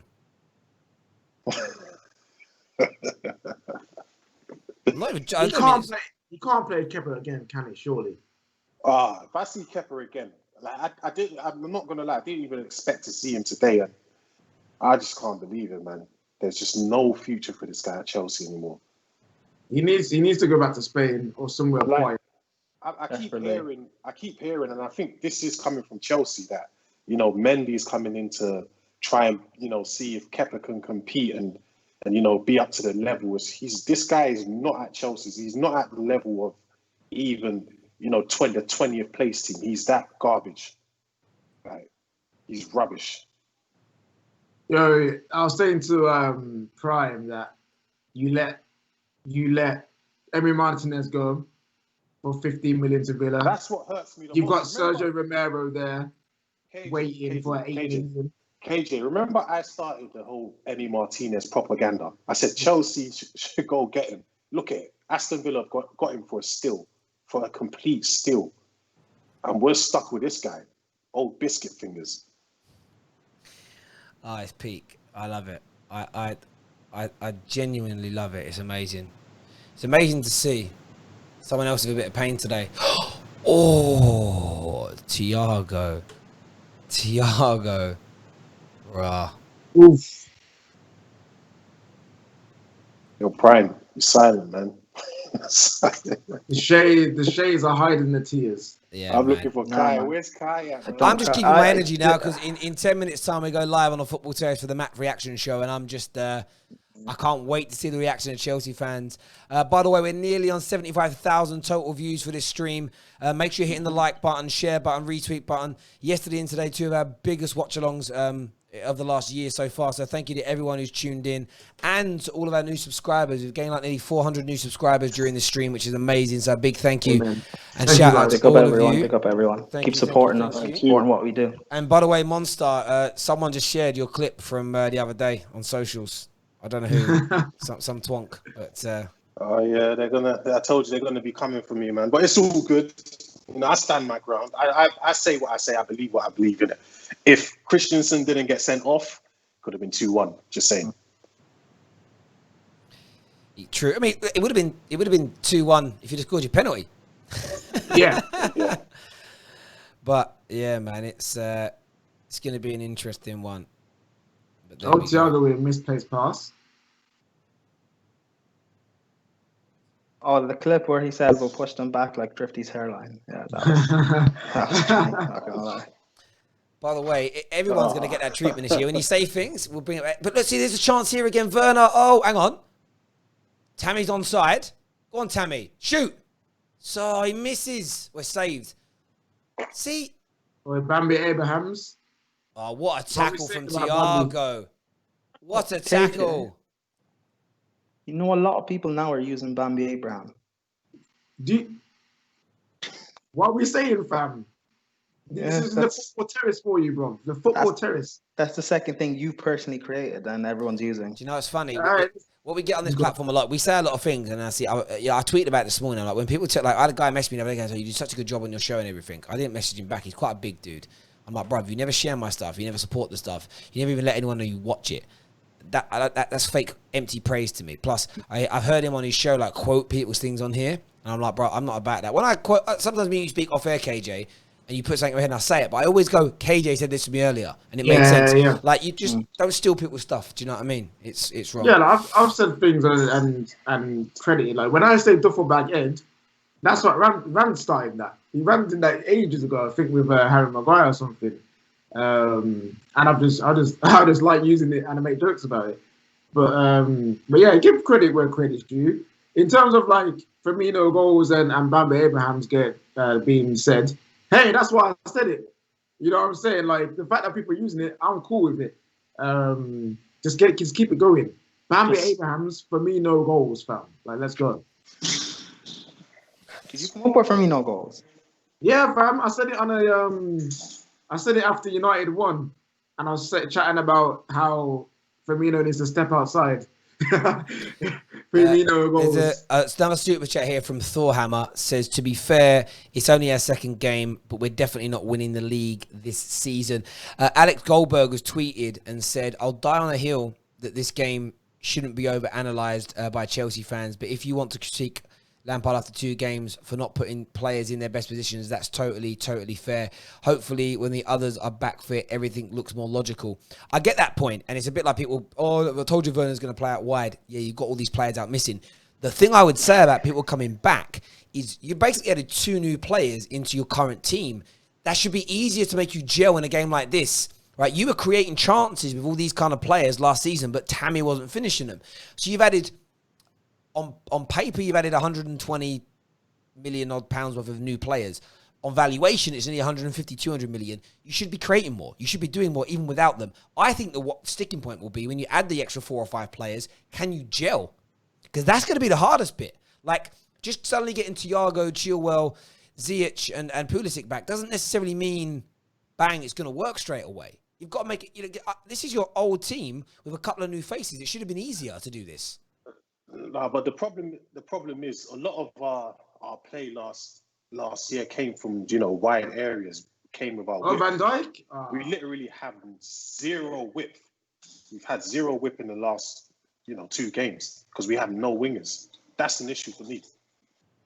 Why is Tammy Abrahams on the wing there? No idea.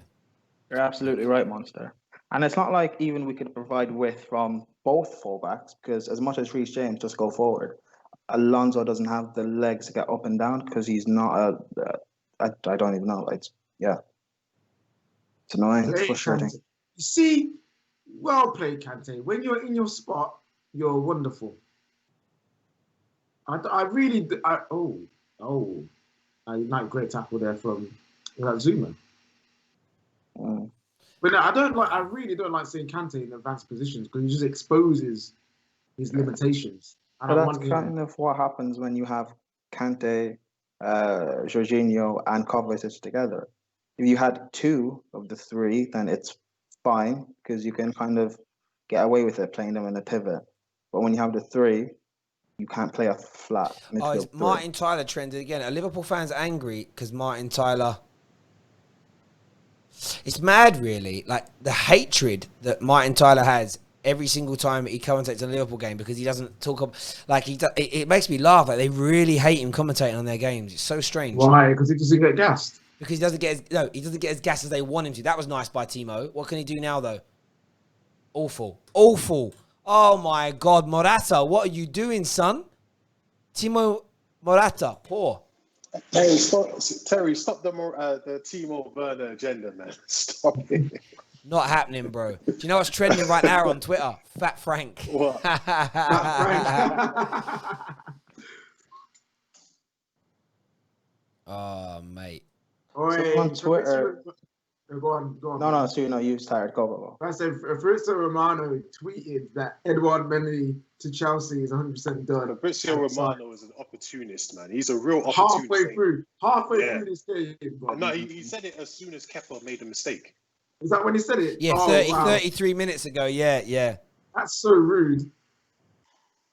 Someone tweeted the disrespect Mount gets will never die. Unless he goes, then it'll be, why did we let him go? Lampard is clueless. Mason Mount's been awful. What are you talking about? Yeah. No, I'm just reading out with the tweet. Yeah, and Terry's responding to that tweet saying he's been awful. I don't know what you're on about. Like Mason Mount today, right? One of your primary attacking. You know, you guys have created 2 key passes all game. That's 2 chances you've created all game. And by the way, there was none at half time. So you've created more with 10 men than you did with 11. No, but didn't Werner come close in the first half? No, that was a shot, bruv. There was no chance created for that shot. It was him doing sort of sole work.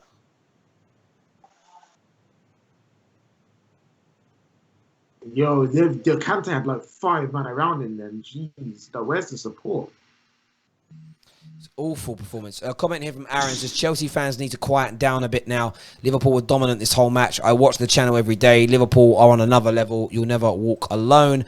Pav says, can't wait for the match reaction show, Terry. Elite, man. Don't let these Chelsea fans make excuses for Lampard and co today. Yeah. You scored. You made your clear-cut chances came when we were down to 10 men. Before that, you didn't do anything. I'm But sorry neither to did say. you. You're a monster, but neither did you, unfortunately. That's the issue. Oh, yeah, it was 50-50, though. Nah, that's not true, bruv. They've created 9 Come chances on, today. 1, 2, 3, 4, 5. But none were clear cut. None. Yeah, Like, yeah, true. how many saves did Kepa have to even Well, make? but they're clear, bruv. Their clear-cut chance is what led to the red card, bruv. Okay, you got me there. Yeah, they made one clear-cut chance, and your team bottled it. There we go. But listen, we're going to end this stream now because we've got to get ready for the live phone-in show. Do me a big favor. Smash the like button. Hit the share button for the Football Terrace. Thank you for subscribing. Did we go past the 75,000 mark on this stream? I hope we did. Yeah, we did. 77,000. Thank you all for doing that. Until next time, take care. Goodbye. God bless. And we'll see you all again soon.